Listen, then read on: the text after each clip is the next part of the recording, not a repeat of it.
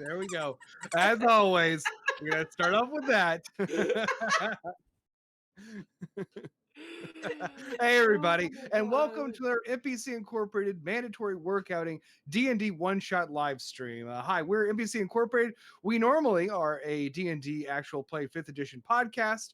Got the words a little screwed up there, but who cares? But tonight we're just gonna be playing some regular old D&D. None of our weird IRL mundane realm bullshit, just some good old-fashioned fantasy, baby. So, tonight we are doing something very special. We decided to do a sequel. We pitched several sequel ideas to one shots we had previously done in our Twitter, which I hope you are following if you are tuning in. And if not, please do check it out because we love doing polls for upcoming one shots. But we pitched some ideas, and the one that you all voted on was to revisit our stoner rock album infused D&D one shots. So last time we did one based on the album Dope Smoker by Sleep. This time, we are doing one based on the album Woodland Rites by Green Lung. I'm very excited to bring this to life, my interpretation of the album Green Lung. I have my drug rug on, as you can see, and we are going to be doing some druid shit tonight. So get ready and come and join us in the Woodland Rites. Are you all ready, our adventurers? Oh yeah. Oh yeah. Okay, hell yeah. Well, we're going to actually, why don't we do this in two parts? So let's just introduce everybody's names just so we know who you are, and we'll get to the characters in just a little bit. Who wants to start? Well, hi, hello. My name is Meadow K. Lilliam, she, her pronouns. I am a cast member of NPC Incorporated.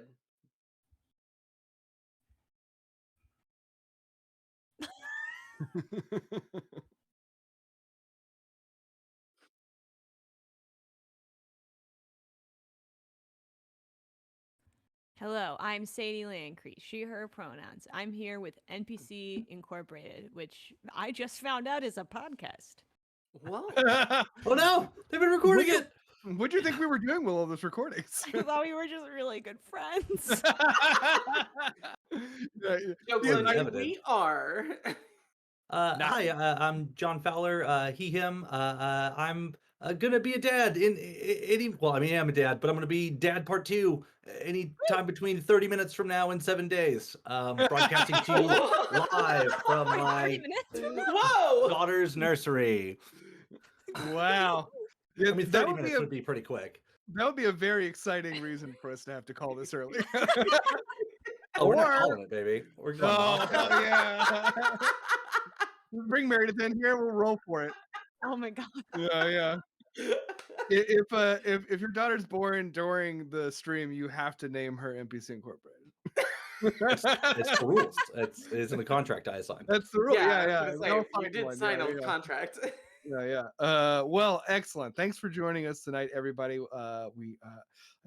I'm so glad to have our cast back from our first Across the Endless Waste one shot here now for a one shot I am calling the Woodland Rites.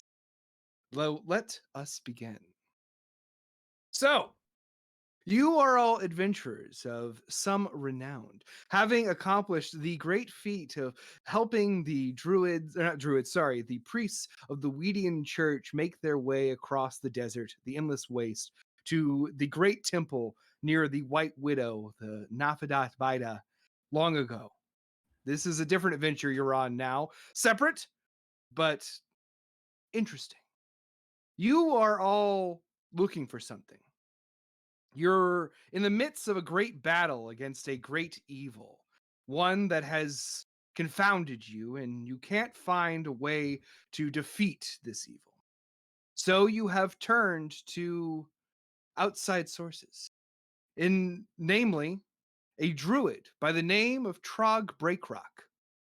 Trog came to you in your time of need, seemingly out of nowhere, with a side quest for you, if you will, that you might find the answers you need to defeat this great evil at the sacred gathering of the Druids, something called the Ceremony of Rites. Deep within the old Hagley Wood, Druids gather every year to perform ancient rites and rituals. The language and methods of the druids are mm, by word. It's a vocal tradition, oral tradition, I mean. And every year, the druids gather to perform the ancient ceremony of rites in a way not only to accomplish whatever it is that their magic does during this ceremony, but also as a gathering to share information, as their druidic magic and traditions slowly evolve over the course the eons of time that this ceremony has been practiced. It is Druid Con in a way. You were reached out to Trog Breakrock found you as you were looking for answers and promised you that if you follow him and escort him to Old Hagley Wood to the Sacred Grove, that you might find your answers there. One of you amongst you is a druid themselves. And you have been invited as a sort of junior guest of honor. Every year, when this rite begins, 6 druids from different parts of the world are chosen by the conclave of the Sacred Grove. The conclave sends these druids a sign, appearing as some sort of natural phenomena, and they are called to answer this call. Trog Breakrock claims, as you have walked with him for some time now, that his call came in the form of the changes of the songs of the bats that occupied the cave where he lives. For Trog Breakrock is a druid of the Stonekin, a group of free peoples who live high in the mountains of a northern country. Tends to the creatures of the underground, of within caves, of dark places. But he himself is actually a very jolly guy. You've really enjoyed your time journeying with Trog Breakrock. From where you were to the Sacred Grove, you have been about a 2+ week adventure walking with this old man. Trog is an orc. He is an orc of advanced age. At one time, he was probably a imposing physical specimen, but now in his late 70s, he is not frail, but just sort of with age. He doesn't walk as upright as he used to, and now he sort of has a hunch, and he walks with a large staff with a big pink crystal on the top of it. So you've been journeying with Trog. I've been on some many fun adventures. Feel free to just make them up whole cloth and mention them in your conversations. I'll totally say it's fine. Uh, and you now, as our adventure begins, find yourselves within the Hagley Wood. This forest is dark and deep and full of great mysteries. Only Trog knows the way forward.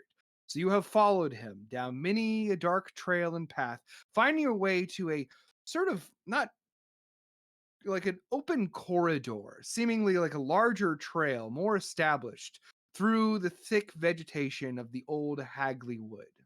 And now, ahead of you, leading the pack, is your new friend and mentor, Trog, a imposing orc with a sort of barrel chest, hugely muscular, walking with his staff. He wears a very characteristic cape. It's made of the wing of a giant bat, and you can see the sort of veins in it. It's almost have like a raincoat-like quality to it. And as he turns and smiles at you all, signaling that you are growing close to your destination, you see his big green face with his 2 prominent tusks that stick up almost to the tip of his nose. The tusks are etched with runes all the way down. And Trog smiles and says, "My companions, we grow close now to the sacred grove. I want to thank you for being such wonderful company and guides." And as he turns to see you, our group of 4 adventurers, I'd like you all to now go in the same order you went before and describe your character, what class and race they are, and what they look like as they are making their way through the dense forest of Old Hagley Wood. Um, so a dwarf barbarian woman uh sort of pulls back her hooded cloak to reveal a big mass of curly red hair just sitting on her shoulders, and she looks out over the like the wood ahead of them and says, "Now it's been a pleasure, Trog. I'm so happy to have met all of you, and it's, ever since I died, it's been wonderful to get to know living again." And this is Tasla Forgefire. Ooh, what class are you? Ooh. Oh, barbarian. Hell yeah. Barbara Ian. Barber Ian. I am Barber Ian.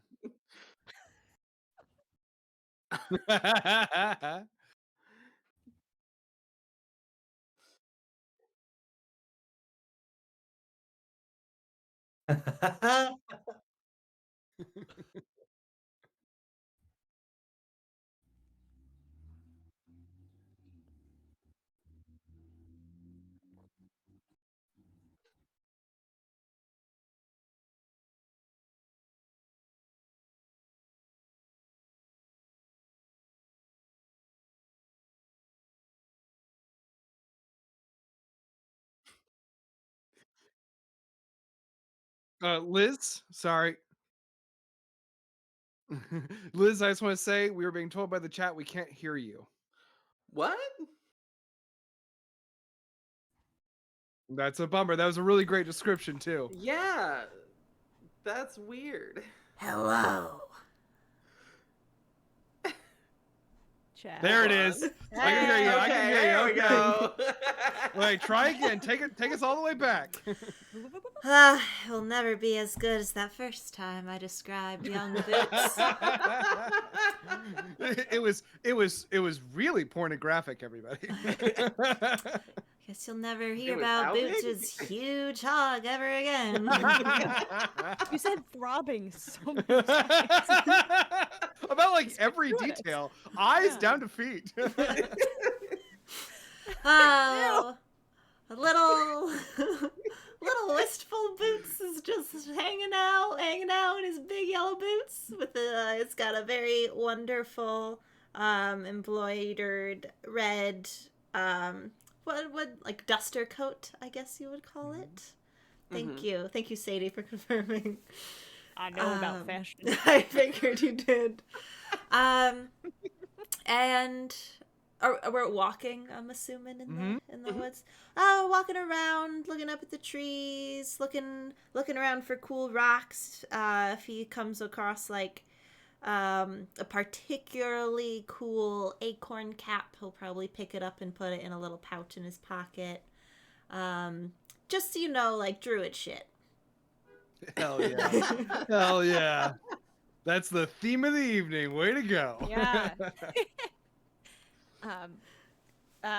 There is also a bookish young half-elf man with mousy brown hair, green robes, and just like a bunch of books kind of strapped to his back. Like he brought a lot to study and also a lot of blank notebooks that are now full at the end of this walk.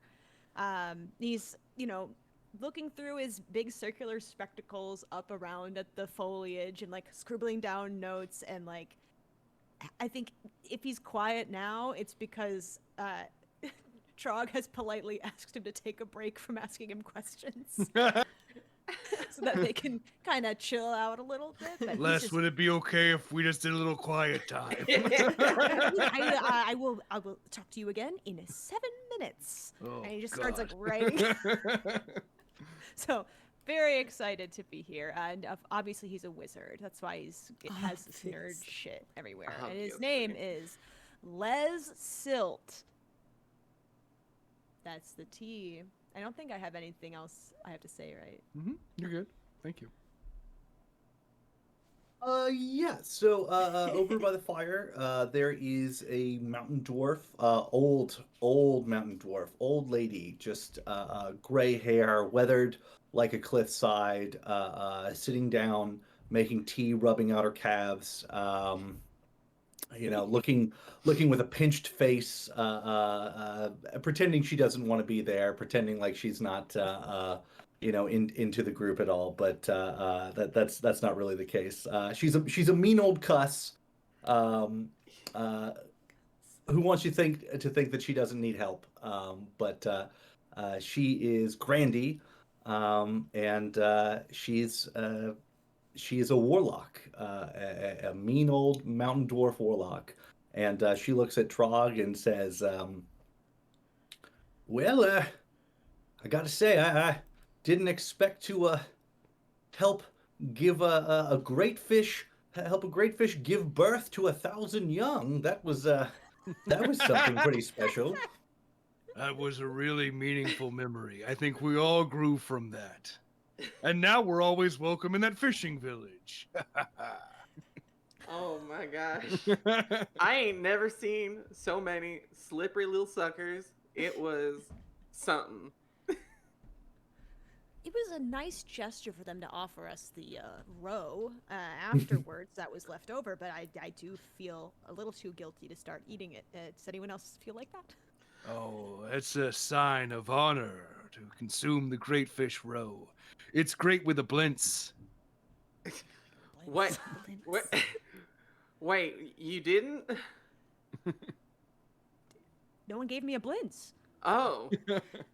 Wait, we were supposed to have a blintz with it? I just kind of, they just kind of handed it to me. You ate it without question right away. Just popped it. Yeah. Yeah. You know, you are fascinating. Listen, I'm just trying. I could learn listen, from you.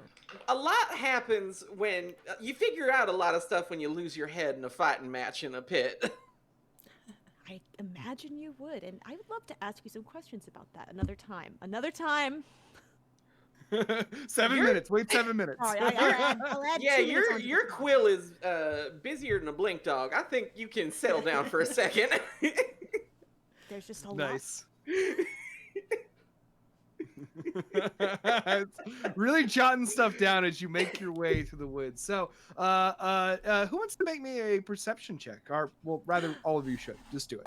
Okay. First roll of the night. do it. First Hey, just- roll of hey, the just night. do it. I No don't- choice. Let's I don't I mean, you don't have to if you don't want to. I mean, it's a 9. 18. Okay. 13. Okay. Grandy got a good old 3. Granny, you're entranced out. You're loving just walking or bored of being there. But I'll say Boots with an 18. What you see is looking around. You see, the sort of the darkening depths of this forest as you move deeper within it. This trail becomes actually more easy to traverse. Like it's almost as if you're starting to get to like a well-traveled part of the wood, deep within it. After hacking and slashing through so much of this journey, you're now to something where you can kind of all spread out and stroll down what feels like an old road. And looking around, you see the darkened trees all around you, and see that this forest is old, very old. And with an 18, I'll say that in the distance, you see what can only be described as a tomb, a stone sarcophagus pushed up through some tree roots nearby in the forest. Ooh. And your group continues to move forward. Trog beginning to enumerate all the exciting things he is looking forward to. He says, I don't know yet who's going to be there, but these things tend to be quite the party. So I hope you all brought your appetite for food, drink, and more. Oh. Can I start More? walking towards that tomb? Go for it. Yeah. I was going to trail away and go to the tomb. As you start to trail away off the trail, suddenly the very distracted Trog stops and looks to you and says, Wait, my friend Boots, do not But there's go near that. What is it? That is a bad thing. That would be one of the tombs of the Templar Knights. You'll find them dotting the forest floor in this region. I do not recommend prying too deeply into those old graves. Might I pry? Oh, now I wanna into pry. A little bit more information about them. Roll a persuasion check. Let's see. Not the best for Les. He's a nerd. Okay. It was almost a nat 1, but it's a 9. So the guy like tipped the one more. Okay, cool. I think it's almost a nat 1, but it's a 2. Okay. But Oh no. with a 9, he seems a little hesitant, But he says, "These lands were once a vast kingdom, long since fallen, cursed by a great evil. The Templar knights that once defended this realm now seek the ruin of any living soul they stumble across. It would be unwise to wake them from their slumber." Absolutely. Yeah, that makes total sense. "There are many secrets this forest holds. In time, I will tell you them all. But for now, let us enjoy the scenery." Sounds good to me. Listen, I think we can let them sleep. We can figure it out later. Hey, there's going to be a way back after we're done. Mm-hmm. Right? So. Excellent point. Very good. Boots We is- must make haste. Be there before nightfall. We don't want to miss any of the festivities. Yeah, I'm still interested about this more you were talking about. And I start, going up to Trog.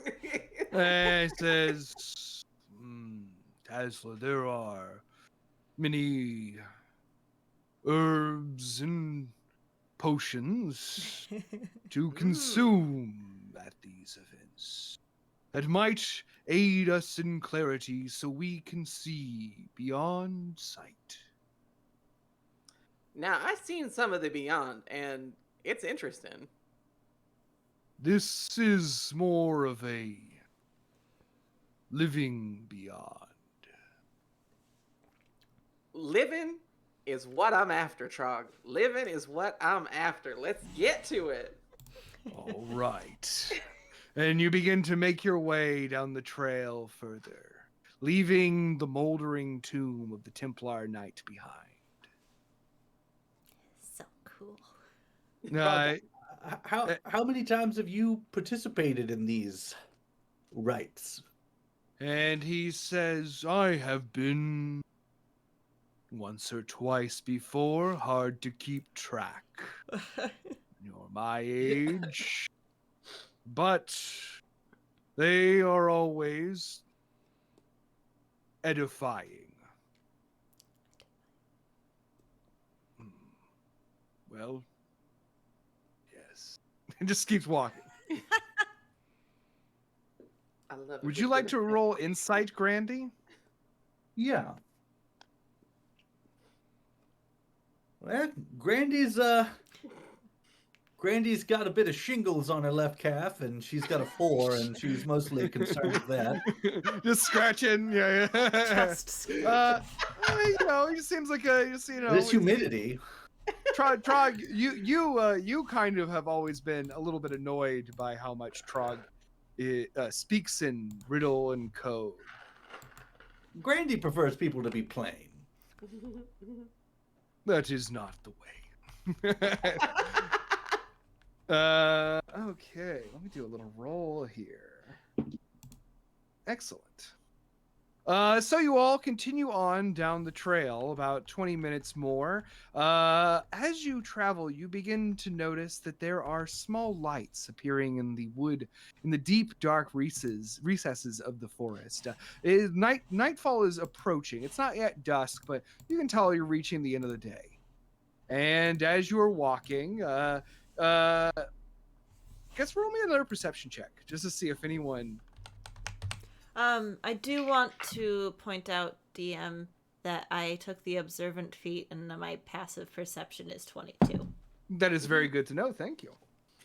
Well, I did get a 5 this time, so... That's true. My rolled perception is a 12. I got a natural one. Oh no! Granny got a nat 20. Oh my god! Damn, nat Granny! 20. What's your total with a 20 though? What's your amount? Here? I think it is just it's just a flat 20. Flat 20. Okay, very cool. Well, how about this? I'm gonna say there is a. It's kind of a.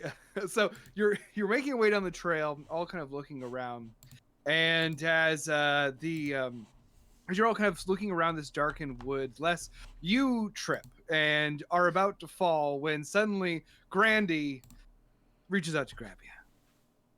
You don't fall down, and also we do need to honor the 20 in the chat. You're right. I gotta put some 20. Quinto! Steady. Yeah, and you managed to catch Les, your friend. However, and an additional effect to this, as you catch Les, you realize that there is another person walking with you. Sort of catching Les, and you're like, "Fuck's that guy?" There's a guy. There. What's going on? Steady now, Les. Sorry, it wouldn't do to pick up any critters down here in the moss. You're gonna get moss mites. I don't need that. There is. Yeah. There Who's is. this person? You kind of turn and catch the look at this person who is walking very stealthily amongst your group. They are a elven man. The most immediately noticeable thing about this elven man is that he is covered from head to toe in tattoos. Every inch of visible skin is covered with intricate black tattoos. His head is shaved, and the only facial hair he has are two massively bushy red eyebrows. And he has long pointed ears that stick up past his bald head, and appears to be a heavily tattooed wood elf. And catching your eye, Grandy, he goes. She responds with a curt nod. And the figure keeps walking with you. I see where your allegiances lie. Whoever has the coolest eyebrows. Hush now. People who don't want to be seen, let's not make a big deal out of it. It generally makes it a bit tough when you call them out. I saw nothing. I think also canonically I didn't see anything. So this Yeah. conversation isn't canon. Now talking about the moss mites. And the tattooed Don't bother the figure is moss now mites. sneaking through your group. You all kind of now are aware that he's there, and he goes up and he touches Trog on the back really rapidly and hard. And Trog stops and turns around, raising his staff, and he immediately smiles and says, "Far Scribe Hagua, my old friend." And they hug in the middle of the group. And as they he turns back and he says, "Companions, this is Far Scribe Hagua. He is one of my oldest chums." And the elven man steps forward and gives you all a little, sort of a very sort of over-the-top bow. And he says, "Greetings! I, Far Scribe Hagua, of the city, the flying city of Lysahana." Oh. Absolute pleasure to meet you. I've heard wonderful things about the Flying City. I'm Les. Everyone else introduce yourselves because I'm gonna write this stuff down. Oh, okay. Nice to meet you, Far Scribe. My name's Tazla. I am of the Forge Fires. Ah, an excellent dwarven lineage. I am familiar. Oh, well, shucks. You're gonna make me blush. Call me Boots. On account of the boots. You must be a young practitioner of druidic magic. You seem the type. I finished stuffing like little bits of moss in my pockets. I don't know how you can tell that. And he turns to Trog and he says, in Elvish, does anyone speak Elvish? No. I think I do. No. Yeah, I speak Elvish. Cool. Well, you understand him as he says to Trog, "So this is the one you've brought this year." And go ahead and roll. Les, why don't you go ahead and roll me a history check since you're interested in the city of Lysahana. That's a 20, darling. It's a Wha- natural wha- wha- 20. wha- A natural 20? Oh. Yeah, it played a Oh, loud hell sound in my yeah. headphones when it Nice. Altogether, that's a 27. Wow, way to fucking go. With a 27, you know exactly, well, especially with a natural 20, you know immediately that the Far Scribes is a druidic order of elves from the city of Lysahana. They roam the world collecting stories and information. It's sort of like a knowledge-based sect. They spread out. They roam. They're nomads, collecting information, which they then tattoo on their body, telling the story of where they've been and what they've seen, guided only by the stars. Wow, that's so fucking cool. Mm-hmm. That's neat. And Continue eavesdropping. and he says in Elvish, calling out, he says, "It's okay. It's just Trog Breakrock." And another figure emerges from the forest, catching up with your group quickly on hooved legs, 4 in particular, as a young centaur rides up to you. She has like a huge mane, not really mane, but her hair is long and curly brown. She's wearing a patchwork of leather armor and pelts as a sort of a shawl. And slung over her back is a large longbow. And Varscribe Hagua says, "This is Elwyn, the huntress of the Thousand Hoof Clan." And Elwyn gives you a very curt nod. Well, She's not Elwyn. much for conversation. I feel as though I've been talking her ears off. I know the feeling well. Trog sort of rolls his eyes a little bit. Hagua, it is good to see that you are part of this year's ceremony of rites. This will be one for the ages. Yeah, tell me, Hagua, if you don't mind, why are you here? What story are you trying to find? And Hagua says, "I received my message in the stars to come and join this year's ceremony of rites. I might not look it from my artistic appearance, but I am a practitioner of nature magic myself. We elves have different ways. I'm just here to participate, and if a good story comes of it, then all the better. I've got a little room on my belly." So you're more of a facilitator than someone looking to discover. I suppose in this weekend that will be my role, won't it? Well, I've often found that the greatest moments of discovery are when you don't expect to be finding anything. Ooh, a very interesting expression. Well, let's see what we find together. I better stop trying to find stuff. I will not stop. Well, I will not stop till I learn every language. You gotta catch them all. The linguist code, gotta catch them all. But Trog told me to be quiet right now. 7 minutes has been up. You can speak again less. Fantastic! And with your new friends, Farscribe Hagua and Elwyn the Hunter, you head forth deeper into the woods. Anything you want to say to either of these figures before our next vignette? Yeah, I kind of want to try and talk to Elwyn. Well, yes, Elwyn sort of walks next to you all, keeping a sort of slow pace as her gait is much faster than your human legs.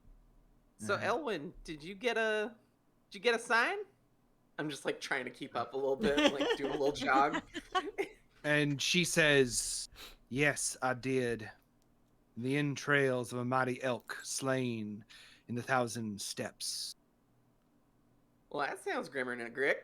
Uh, how'd that happen? I kill killed it? it. Yes. Well, shit. I am a hunter. I hunt. Well, yeah. Uh, if are you gonna be hunting anything here, or is that like off limits? I don't know. I've never been to one of these before. Perhaps I will be hunting. We shall see. Hey, you know that sounded a little weird, right? You said that with a little bit of like a. Said that Then- like. Farscribe Hagua kind of interjects and says, "You must excuse, Elwyn. The centaurs do not do a lot of conversing with humanoids. She's not much for conversation, but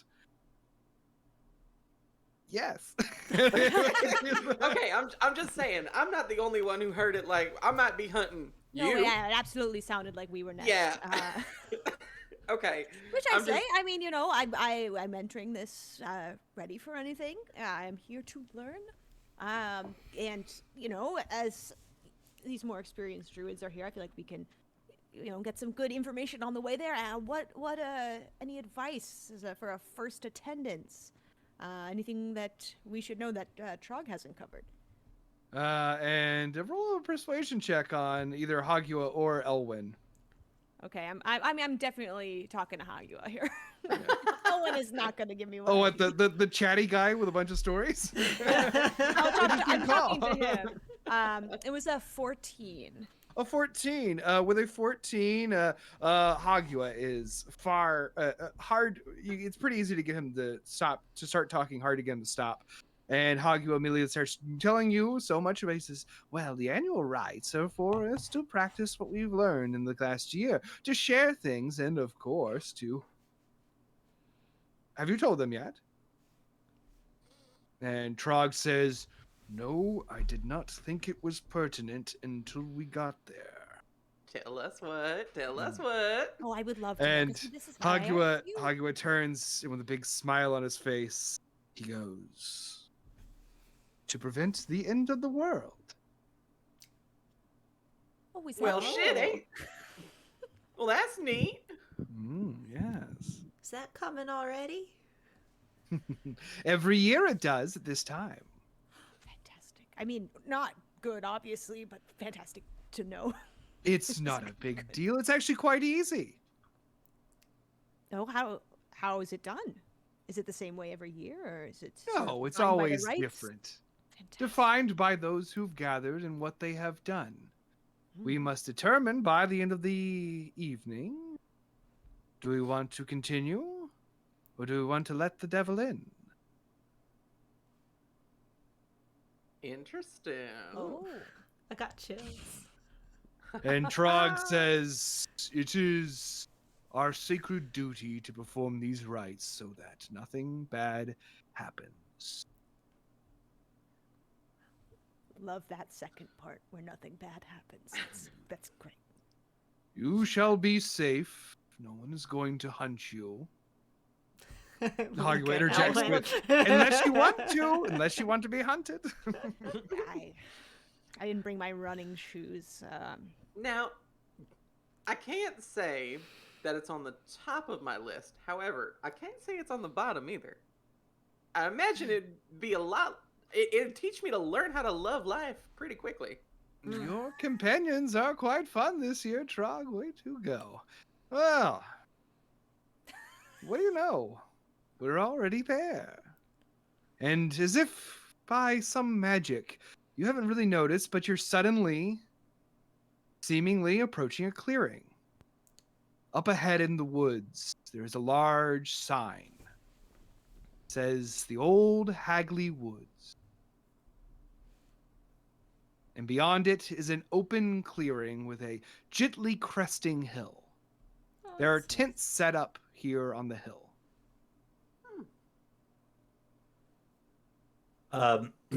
How many tents? Like what kind of presence? Is There are here? some small tents, but there is one large tent, open, like an event tent, like a wedding or something would have. Mm. A I- pavilion tent. I give Did we get here Tazla. like? Oh, sorry. Oh, no, please. This is so important. I will go first. I nudge Tazla and whisper, I didn't realize how intense this was going to be. Oh. You're fine. Wait! Oh my god. All right, Sadie, your turn. I was just gonna say, This is a it already newsletter. hopping? Does it seem like we're arriving on time or earlier? It's like still getting set up. Like, what stage is it? in? Roll a persuasion, or no, perception, not persuasion. Please Roll a don't make me persuasion to make persuade me anyone tell. anymore. I'm not good at that. We're start doing that instead of perception checks. You roll to persuade me to tell you Every information. roll is a Over. persuasion now. Okay, that was a 19. 19. All right, with a 19, you see immediately that the tents have been, or they're sort of swimmingly standing there of their own volition. And there is no one milling around them, but with a 19, you do see that there are 3 figures that have emerged as you all approach. 3 women in brightly colored dresses and a number of dogs. Okay. time. How many, though? Oh, hello. At least 4 that you see milling around, like sort of like running around them. And as you're approaching, Hagua narrows his eyes and looks too, and he says, "Oh, good! It's the coven of the orchards, and they brought their dogs." Excellent. I- excellent. Little sarcasm there. I don't quite see what's wrong with dogs. Hey there. So you all enter past the Yeah. sign. All right, so you step forward. Yes. Make your way in, your party arriving, you and the 3 druids arriving now in this sort of little camp set up. And yes, there are 3 colorfully dressed women that immediately approach you. It is a human woman. She is wearing a light blue dress and has stark white hair and a big smile on her face. There is a goblin woman. She is wearing a purple dress and has a really messy vibe. She is drinking a cup of wine. And there is a dwarven woman with dark skin and very curly hair. She has a beard that has been braided almost like the texture of a basket weave Ooh. going down her chest. Gorgeous. And she is wearing a pink dress. And the smiling human woman approaches you first and extends her hand and says, "Greetings! You have come far, Trog Breakrock. Hagua, the far scribe. Elwyn, the hunter, nice to see you, dear. I am Agatha Applefrost, druid of apples." That's an And option. the one in purple steps forward and she says, "I am Gertie Grapevine, druid of grapes." And then the other woman steps forward and says, "And I'm Patricia Peach Basket, etc., etc. You get it." I love And Patricia. the three Oh my ladies God. all bow in unison. Oh, I immediately mirror the bow. Yeah, Oh you gotta my bow God. back. Same. How do I you not bow? curtsy. It is very nice to see you, ladies. Ain't y'all neater than naiads? How y'all doing? John, what were you saying? Behind the group, Grandy has cast beast speech and is talking with the dogs. Hell yeah. Yes. Roll for animal handling to get a dog to approach you. Amazing. 14. 14. There is one dog, a sort of like shorter haired, like golden lab kind of looking thing. It approaches you, wagging its tail. It seems extremely friendly. And the friendly dog looks at you and says, "Do you have any meat?" Well, I wouldn't come say hey to a good old boy like you without something, and pull out a little piece of rawhide and scratch him behind the ears. gladly takes it and says, "Thank you. This is so nice. You're my favorite." Well, I'm not looking to not looking to sway you this way or the other, but you ever been here before? And the dog replies quickly with, "No, my first time. Very happy." All right. Well, hey, you stick near old Grandy, all right? I have need of a smart boy with keen senses. Friendly dog will never leave your side. Yeah. And the Yeah. friendly dog steps by your side. Oh. Oh, I forgot to ask what was his name. Next. Ask him what Friendly his name dog. Friendly is. Just friendly dog. Great. FD. Yeah, FD, friendly dog. I mean, he has the same tag as Scooby Doo has with the SD, only Yeah. it says FD. Run, row, Grandy. Little sneak peek. The squad's Friendly dog. That's my best Scooby. It's not great. No. Listen, it's better than some Scoobies I've heard. There's some bad And Scoops out there. Trog says to the Coven of the Orchards, "Did you all set the tents up by yourself?" And they all giggle in unison and say, and Agatha says, "Why, no, of course not. Green Lungs is already here." And you see Hagua and Trog are immediately very excited. "Green Lungs is here. That's fantastic." Now, who's Green Lungs? Yeah, do I know the name? "Oh, he's a hoot." Roll me I guess a history check to see if you know of the druid known as Green Lungs. I got a. Oh. What did I get? I got a What the heck did 19. I got a 17 I got a 19 with cents. my -1. Nice. I'll say with a 19, you do not know who Green Lungs is. However, with a druid 17, you have heard tale of the druid known as Green Lungs. We gossip. He is a beloved figure in the druidic community, and you also immediately become excited that he is here. You've often wanted to meet a druid they say is maybe the biggest druid of them all. Dream rotation. The dream rotation is a good way to put it, as the ladies kind of like turn back and call like "Grand Light," and you see trees shifting in the distance. And a figure emerges from the edge of the forest across the clearing where the tents are. Immediately you notice that the figure seems to be taller than the trees. And he's sort of, Oh my god. You what? as a giant, a hill giant to be specific, makes his way over to say hi to you. He is gargantuanly huge, wearing a sort of like skirt, like a hula skirt made of various plants and little bits of fabric.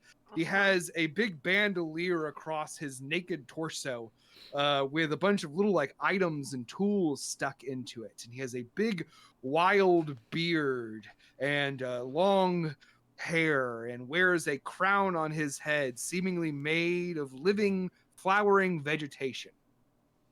And Green Lung stomps his way over, and as he finally gets to you all, he throws himself down on the ground until he is like laying like on all fours and sort of like crawls forward with his massive arms like a little kid till there is just a head looming above you all, it larger than any of you. And he says, "Trog break rock. I love you." This is more what I expected. As you meet the druid of the hill giants, Green Lungs. And Trog goes over and puts a hand on his big face and says, "Oh, Green Lungs, It is grand to see you, friend. You are as massive as ever. And Greenlung sits back and pats his big belly and says, Greenlung's only gets bigger. And then from his side, he takes a, like, giant blunt. Yeah, there we smoking, go. and There he we just, go.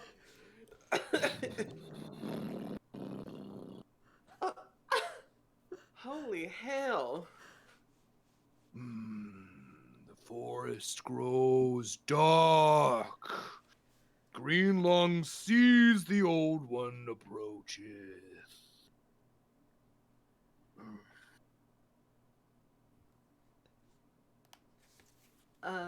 Who's the old one? Yeah.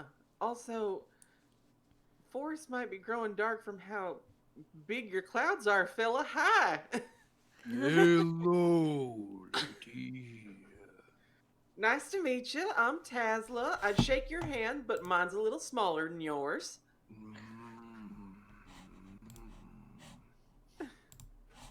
He sort of holds out his hand like this at you. Yeah, I bet he's got some sort of secret handshake or something. We gotta figure out some way of greeting, but until then, nice to meet you. Greenlungs. I gathered, but thanks.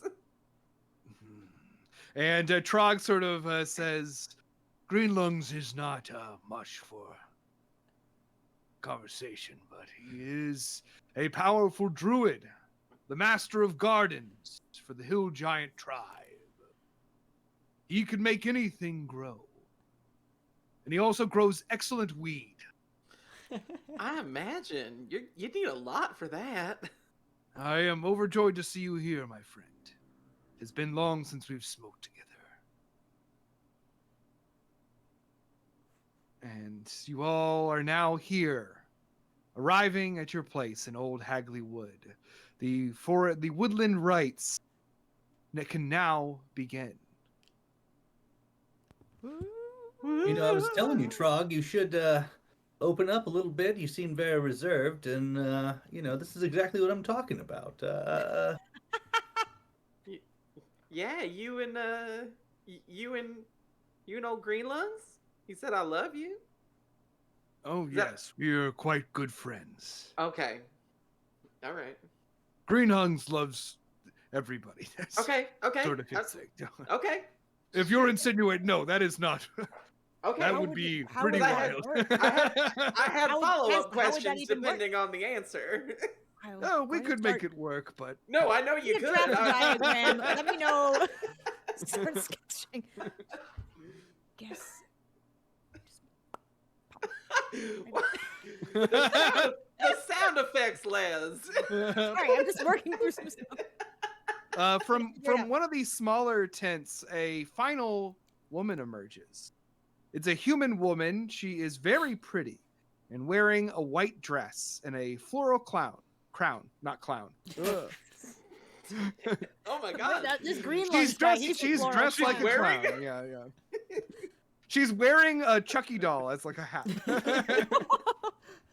Beautiful. Beautiful. But and she sort of starts wandering around, and Trog sort of makes note of her as he continues to talk with all of you. And says, we will now have a feast, for tomorrow the Woodland Rites begin. The ceremony must be completed in all one go, no interruption. That's the most important thing. Gotcha. One small interruption, I'll get out of the way now. I believe we did cover this, but I just want to ask explicitly, and Les is like kind of like eyeing this like wandering white dress woman's like, there's not a human sacrifice element to this particular ritual, is there? And Trog pauses for a long time. Not, no, there doesn't have to be. Okay. I'm putting it down. I'm picking it up. I mean, there's not. I mean, there technically. I asked a hard question. But I guess it's just sort of like, you know how when you go to an inn and they don't tell you what the mutton's name was and they don't want you to know anything about that. That's not why we're not being introduced to her.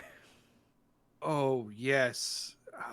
I guess it's time for me to finally tell you those things I was avoiding telling you.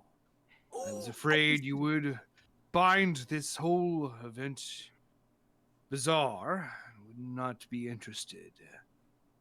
The ceremony of rites isn't really what's happening here. In a way, we are party crashers. Something else happens here every year. It is when the Old One emerges from darkest depths to claim his bride, the May Queen, and he gestures to the woman in white. The ceremony of rites is sort of a alternative to that outcome. Oh. So that's the Got it. contingency plan? Correct, Boots. By performing our ancient rites, the Old One is pleased and sees no need to That's the end his single life. Okay. that's the emergency sandwich, as someone I once knew had. Yeah. Always need an emergency sandwich. That's just good It's druid true. craft. It's if you don't bring your sandwich, then you got one. Yeah, you always have an emergency. Never leave the house without it. I'm always carrying that piece. I keep that thing on me. I keep that thing on me. And by that I mean a sandwich to eat if I get peckish. I get so Ham grumpy if I'm an ounce hungry. And he says, "You are welcome to speak to her if you'd like, but we try to just leave the May Queen alone. She's kind of doing her own thing." How's the May Queen get chosen? Or is it a volunteer position? She arrives every year, a different woman called the same way we are. Entrails and stars. Correct. Hers is probably a little less weird. A little more straightforward. Flowers. Yeah. What is a a normal letter. sign from nature? That's a very good point, Les. Yeah. I think like fog, swirling weird's a pretty normal one. That's a pretty Birds. good one. Birds flying around. Birds That one's flying Something around. appears in a mirror. That's top. pretty wild. Okay, see, That was that's a little the scary. one that I would actually pay attention to. Because, like, if I saw some birds being weird, I'm going to be honest. I would be like, boy, them birds are weird, huh? And then I would not do anything about it. Well, so that would be an unsuccessful sign. Yeah, no, they would not get me with that. You gotta But maybe try if a we little had harder. enough birds. There enough was an birds- upsetting add amount more of birds. birds. The birds would have to spell out Tasla. Come on. Signs tend not to be that direct. Listen, I'm a little dense. Well, and that's why you're not a druid. Listen, there are a lot of reasons I'm not a druid. We are all welcome to do whatever you want. You've been introduced to our cast of characters. The Woodland Rites begin in the morning. What do you want to do? As you see that they all kind of we'll say that you all are treated to a delicious and hearty meal in the main tent. There is everything you could possibly imagine, including meat to eat. As Greenlungs does not abide by typical druidic standards. You see him just like picking up like a whole piece of roast mutton and just like housing it. But there are kegs of beer and cider and wine supplied by the Coven of Orchards. There is a large bale of sacred herb to smoke. Secret potions galore. You may do whatever you want to do with this night, adventurers. This is sandbox shit. Oh, hell yeah. I need to know about these potions. I want to look at some potions. So I was saying I'm gonna drink all the potions, but I need to at least look at all these potions. Okay, hell yeah. Go ahead and roll Where me, does I that- guess, an Arcana or Medicine. Your call. Okay, I'll do Arcana. Boink, boink, boink, boink. That's a 23. Hell yeah, boink boink boink indeed. With those boink boinks, you see I mean, these potions all kind of largely see to be herbal concoctions. Certainly nothing that has a sort of well, also with the 23, you recognize there is at least a couple health potions in there. If you'd like to grab one, there will be enough I for each of would. you Oh, I to would. have a greater health potion. Ooh. Nice. Good work checking that. And then also the rest of them all seem to be a similar smelling and kind of viscous substance in various colors. it's probably And, fine. Trog comes over, he sees you admiring them, and he says, "Yes, mixed by the Coven of Orchards, I imagine. It is Luxia." Oh. Luxia? What's that? It is made with a plant that allows you to peer beyond this realm into other realms. Its color dictates where it came from, or where it was, what plane it has touched in its brewing. Well, now I'm interested. They should write it on the bottles. I think that would help if we didn't know beforehand. I don't think that's the organizational method they ascribe by. Well, I would be glad to label these. If you could just give me a chance. The rest of the night is you labeling Luxia. Is there anything else you want to do with that? That sounds so fun to me in real Yeah. life. I mean, they're already color coded. You can just like Right. organize them like they're M&Ms in a bowl. I'm going to. So I took a greater health potion, and Cool. I will. Tasla, are you with me right now, or is everybody with me? Well, I mean, I'm gonna say that Tazla's gonna hit a couple different places. But at some point she's gonna come over and see you. Like, Yeah, check I out just all wanted the- to like if any of you were around, like tip you off. Yeah. Like, oh, there is a health potion in there as Oh, well. sweet, Makes sense. So, thanks. it's the one that's not colorful. Oh, okay. That's a good prank. Anybody? You can't decide which one is which. Oh, Anyone else well. have something they want to do right now? Yeah, no, I definitely want to, I'm gonna, like, see what, I want to see what Les is up to and get that health potion, but then I also kind of want to, do I see the May Queen around? Yes, you do. She's just sort of milling around. She has sort of a distant look on her face. Mm-hmm. I kind of sidle up to her. I'm like, so, Yes. how do you feel right now about all this? About what? I mean, about what's going on. What's going on? Now, hang on. Do you know what happens tomorrow? I no. What's going on? I'm sorry. Who are you? My name's Tazla. Nice to meet you. What's your name? Hi.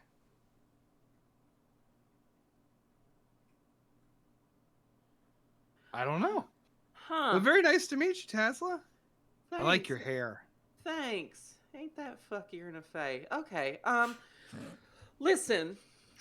I'm gonna need you to tell me the last thing you remember.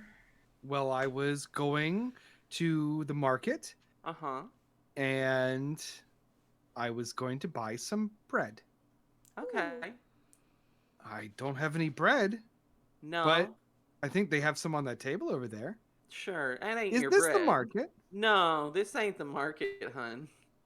This is the sausage factory. Well, I don't need sausage. I'm looking for bread. Oh. Though sausage would be nice. Maybe I'll get some of that for my parents. How? Hey, God. question. Yes. How old are you?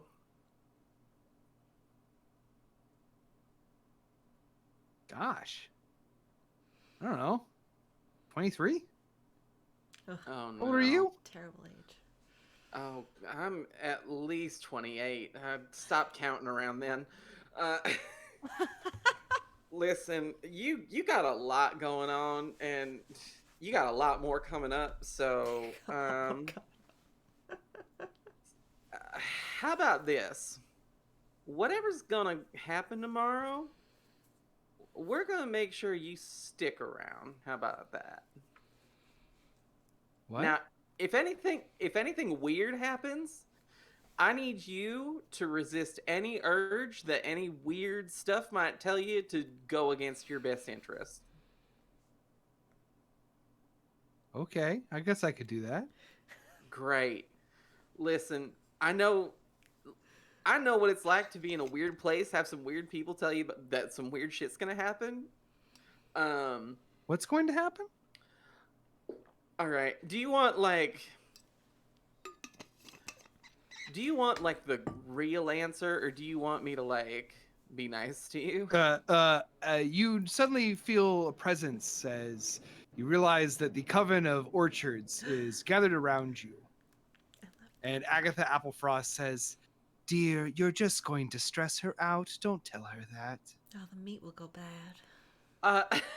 Well, I mean, hey, listen, I am all for rituals. I just think that all parties should be consenting. If she wasn't, she wouldn't be here. Doesn't mean that she has all the information. We That's all not- answer our call in a different way, my dear. That ain't These in- things are much older than you. I And don't feel right about what's going on. the goblin says, "You gotta not worry so much. Just have some wine and chill out. These things always work out." I love her so much. She's so Now, Gertie, that does sound good, but and you make an excellent point. I do want her to have the option of chilling out for a while longer, and I don't want her to not know what's going on.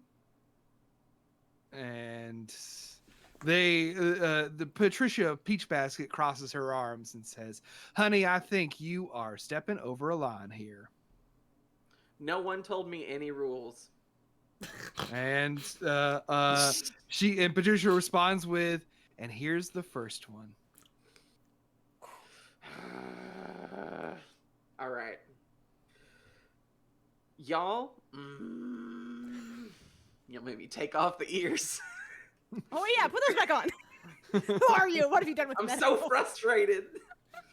That ain't informed consent. Ugh. Listen, fuck, the ears are crooked. I know that y'all been doing this for however fucking long. Tradition is nice. It ain't always gotta be that way. And Agatha now crosses her arms and says, "You seem to think this is our doing. I will tell you, it is not." Well, who's the one doing it? Because And no one ain't told me nothing. Gertie says, "Him!" And she points over your shoulder. And as you turn, I want you to make me a perception check. Sure. Nat 20! Mm. Oh my golly. Twinto. Well, the nat 20, what you see is, as you turn around, you immediately see that there is something in the woods. You catch a pretty good glimpse of it with a natural 20. It's huge. You see a horned head briefly crest the top of the trees. Oh. And then sink down, and you see it again, the distance over. With a 20, you immediately surmise that whatever this is, it's walking the woods around the camp. Okay. So, if this keeps happening and y'all don't like it, have we ever thought about stopping the problem? And they all three women begin laughing, and the May Queen kind of nervously joins in, like. And Agatha says, "My dear, don't you know who that is? No.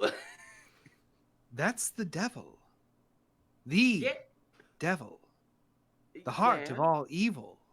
Cool. A being of supreme carnage and violence. There is no stopping him. This is how we stop him.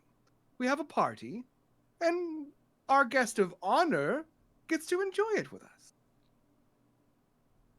Until she don't. Until she does. She don't. She does though. She does, but she She don't. does, but You have to just kind of let it happen and trust in nature's will. Like grapes growing on a vine. That's my whole bit. Gertie, I love your I love simple-minded her attitude, so and I appreciate your. I, you know, I wish I could just let things be like that. Well, I'm always trying to find that other way. You know, there's got to be a secret third way. well, if you find it, my dear, please let us know. But otherwise, perhaps you should have a drink and relax. Fine.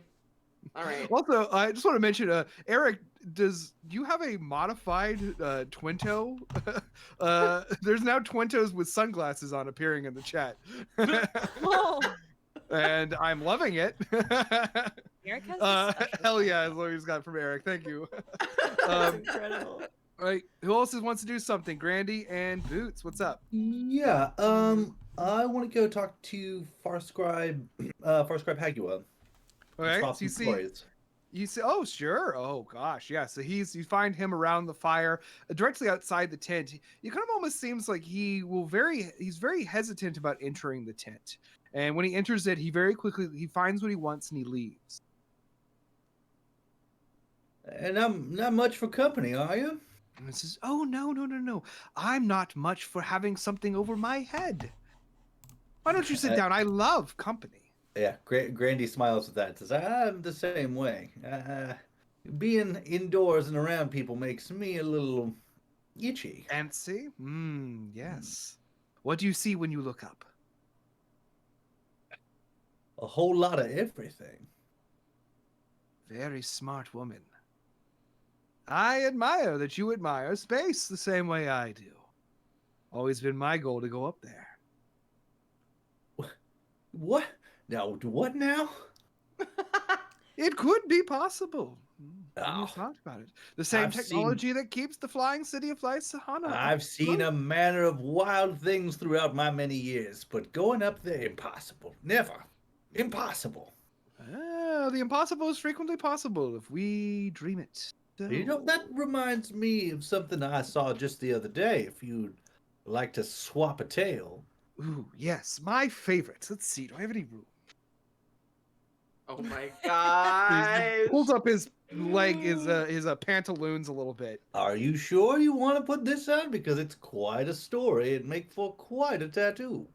I think I have a good place for it, my friend. Let me tell you the story of how we, my friends and I, and found the great fish Serrano. Did you know that Serrano was a male fish? I wasn't aware of this. But the male great fish gives birth through a vestigial penis. 1,000 live young through a giant, bulbous, pinwheeled penis. It takes Pinwheeled. 2 days and 2 nights for 1,000 live young to pass through this ovipositor. It was a sight to behold. Roll me a performance check as you give your tale of fish dicks. I love Randy. I'm gonna Oh, waste God. my Dark One's luck and Oh my god! Worth it. Worth it. Using a special feature to pull off the penis story. oh yeah, so that's a 16. Amazing. 16. So he sort of says, "You saw one of the great fish. That is quite a sight to have seen. I'm probably not going to draw a little dick on my leg, but I'm going to put a little fish to you." He says, "I'll give it just a little bit of a hot chub." And you see that from a little pouch on his belt, he pulls forth like a little set he sets out of needles and inks, and begins the work of sticking his leg over and over again as he talks to you and begins to tell you. He offers to tell you a story. Anything you'd like to know? Like an old story of the forest. Okay, old story of the forest. Okay, and he says, "I suppose you saw those gruesome tombs as you walked here, didn't you?" Pretty hard to miss a place where the bones go all green and moldy. And he says, "Those are the tombs of the Templar Knights. The Templars were once the protective force of the kingdom that ruled this land. A wise and noble king entrusted them with protecting his realm. But the Templars were tempted. They were given a cursed sword by the devil himself. Sword of the air. With an H, mind you. The blade corrupted the Templars, turning them to break their vow and to turn on each other, slaying each other in combat, for each desired the blade more than the last, till all that remained was one sole Templar knight, the heir of evil. Now the wise king, he was no fool, and seeing the corruption spread through his ranks, he had the knight burned at the stake, on a pyre made of the bones of his fallen comrade. Their ashes were divided into a tomb for each one of them who fell from the curse, buried separately, so they might not unite as a force again. But the kingdom is long since fallen. The forest has grown up, and the graves have been pushed out of the ground, as if the very earth itself rejected them. And now they wait for the time of the Templar dawn, when they might march again to doom this world. It's a mighty ripping good yarn right there, Hagua. It's no fish story, but I hope you enjoyed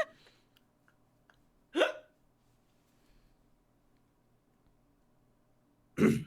In my time, I've seen kingdoms come and go, and greed destroy many good men and women, but it doesn't stop that story from going round and round and round. Indeed.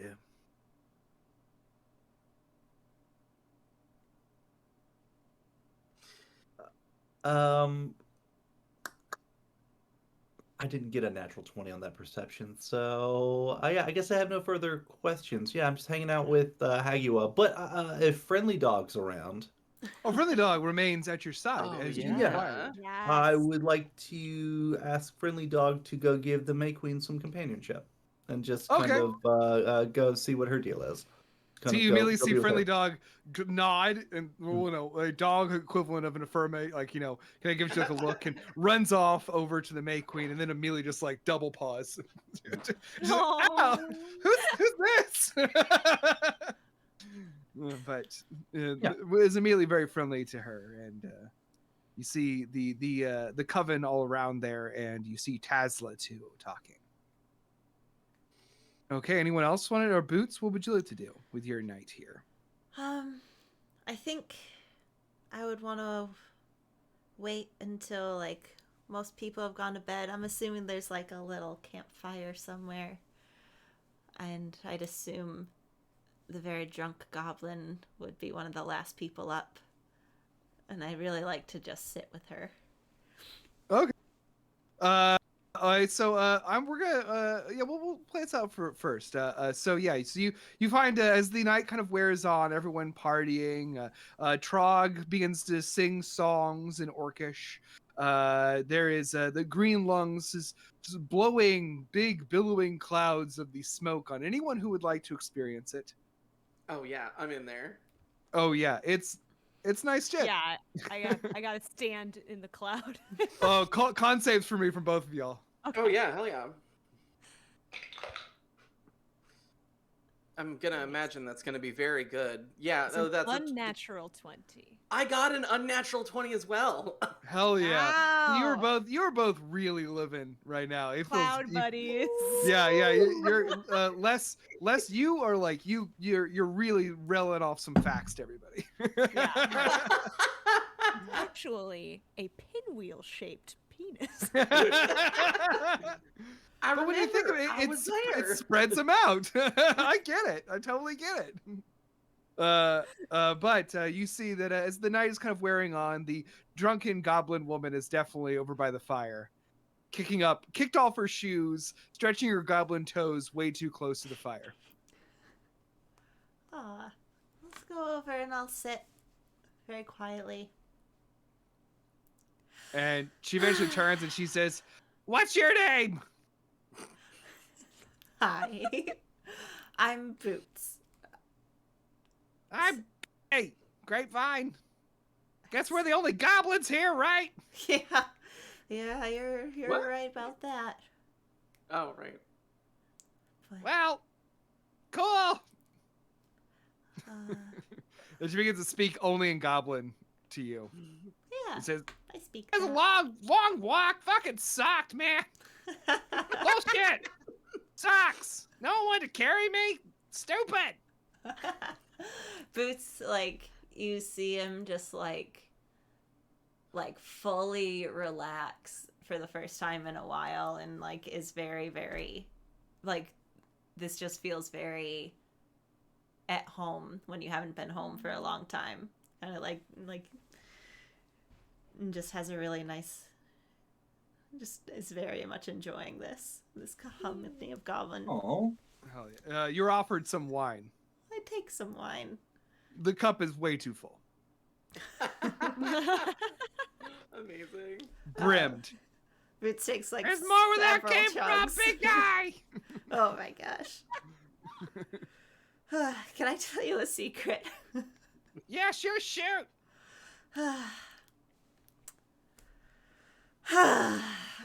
Drinks another couple sips. I'm like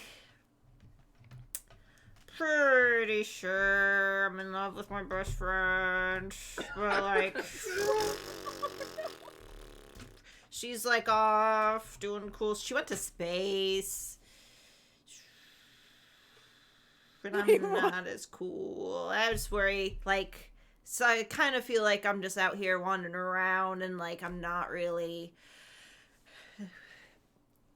I just don't really know what I'm doing with my life fully, and I feel like I'm just trying to impress her, but like I haven't seen her in a really long time, and like I can't talk to her because she's the only one that has like that spell. She's a freaking wizard, and like so every now and then she checks in, but I can say like 2 sentences back, and I'm just like, I don't know. And Gertie says, "You gotta find one thing in life that you really like doing and just like fucking do it. Like for me, it's like making wine, drinking wine. It's all around the one thing. It sounds like your thing. You're trying to make your thing her thing. And that's like, you can't do that, you know? It's gonna just make you unhappy. So you gotta, if you focus on your thing, maybe she would be more interested in you. And you would have to just wait for her. You could both be like moving together. You know what I'm saying? Here, I'm gonna refill that."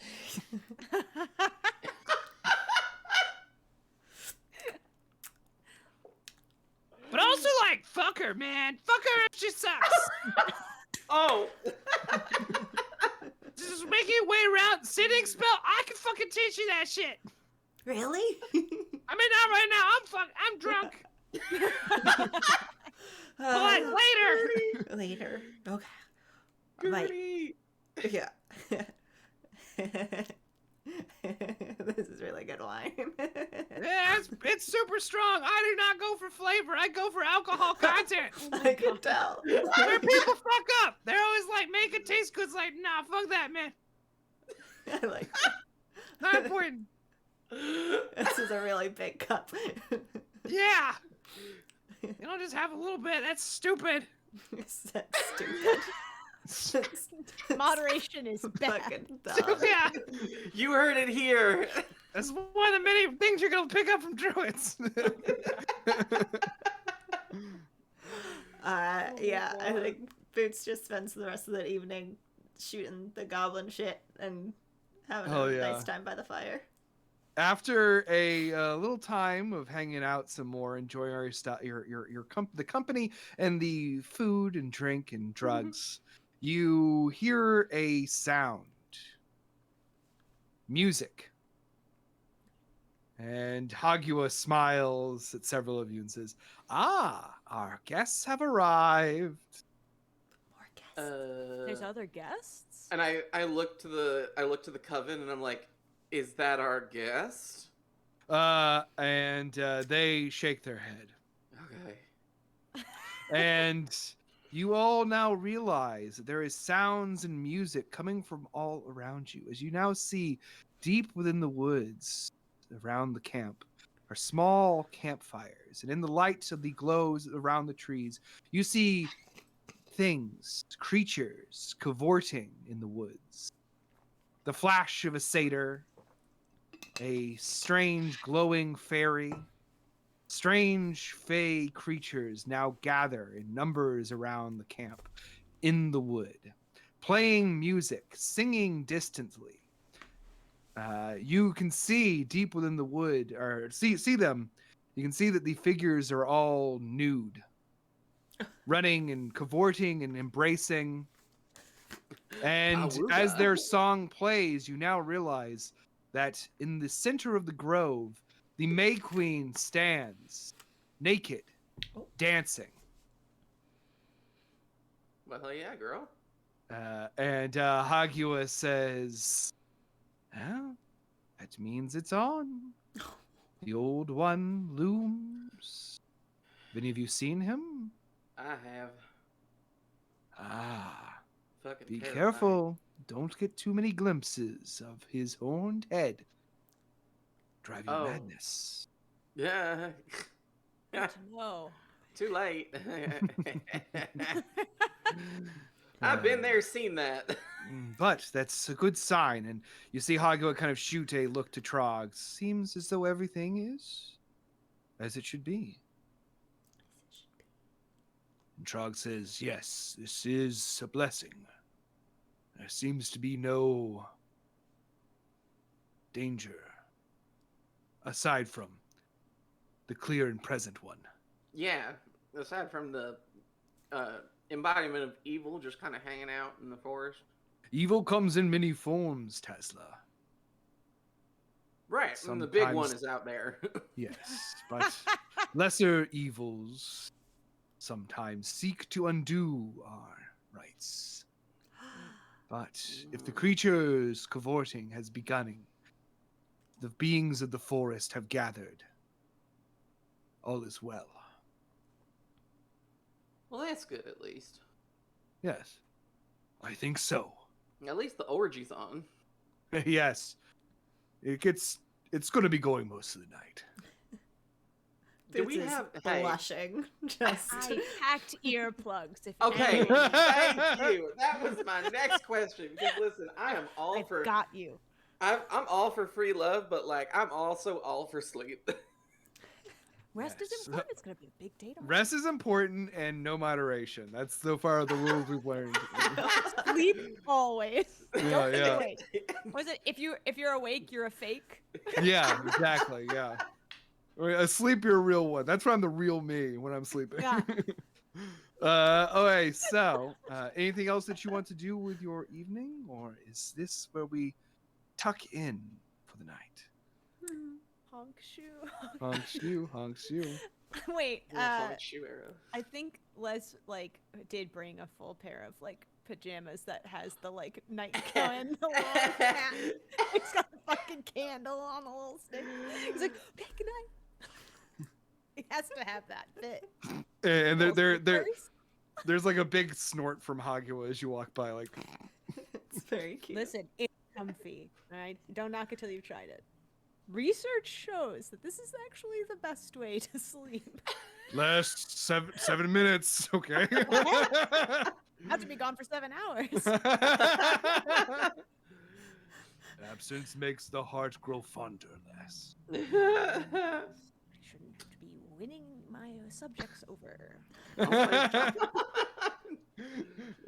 Okay. So as you sort of watch, or kind of get an idea that the May Queen is there, you don't have to like watch her dance naked in the woods, but Right. that's what she's gonna be doing. Yeah, if you want to be a creep, Les. No, that wasn't Les. That was me. Okay. Yeah, that was one of the weird imps in the woods right now. It's just like They're all the sickos. yeah, There we sickos. go. Yes, yes. Yeah, someone set up a pane of glass next to one of the trees. They're looking through and touching. Okay, and all right. Unless you have any other questions for your people, otherwise, Do we need to take watch? no. Okay. Don't worry. Green lungs looms large in the camp. Something would have to be pretty fucking brave. Yeah. Although that Or devil. very dumb. I guess right before Grandy like puts out her bedroll and lays down and goes to sleep, I think she tries to commune with her patron and see if there is any kind of response or overlap with what's going on here. Okay. Do you want to describe to us a little bit about who the patron is? Yeah, so the patron is this thing called Butler. And Grandy, used to be a barbarian and sort of, I guess, ended up being a warlock because she sort of co-signed, I guess, on this patron. Like her son-in-law was a warlock and died. And instead of like the debt being passed on to her daughter, she took it herself.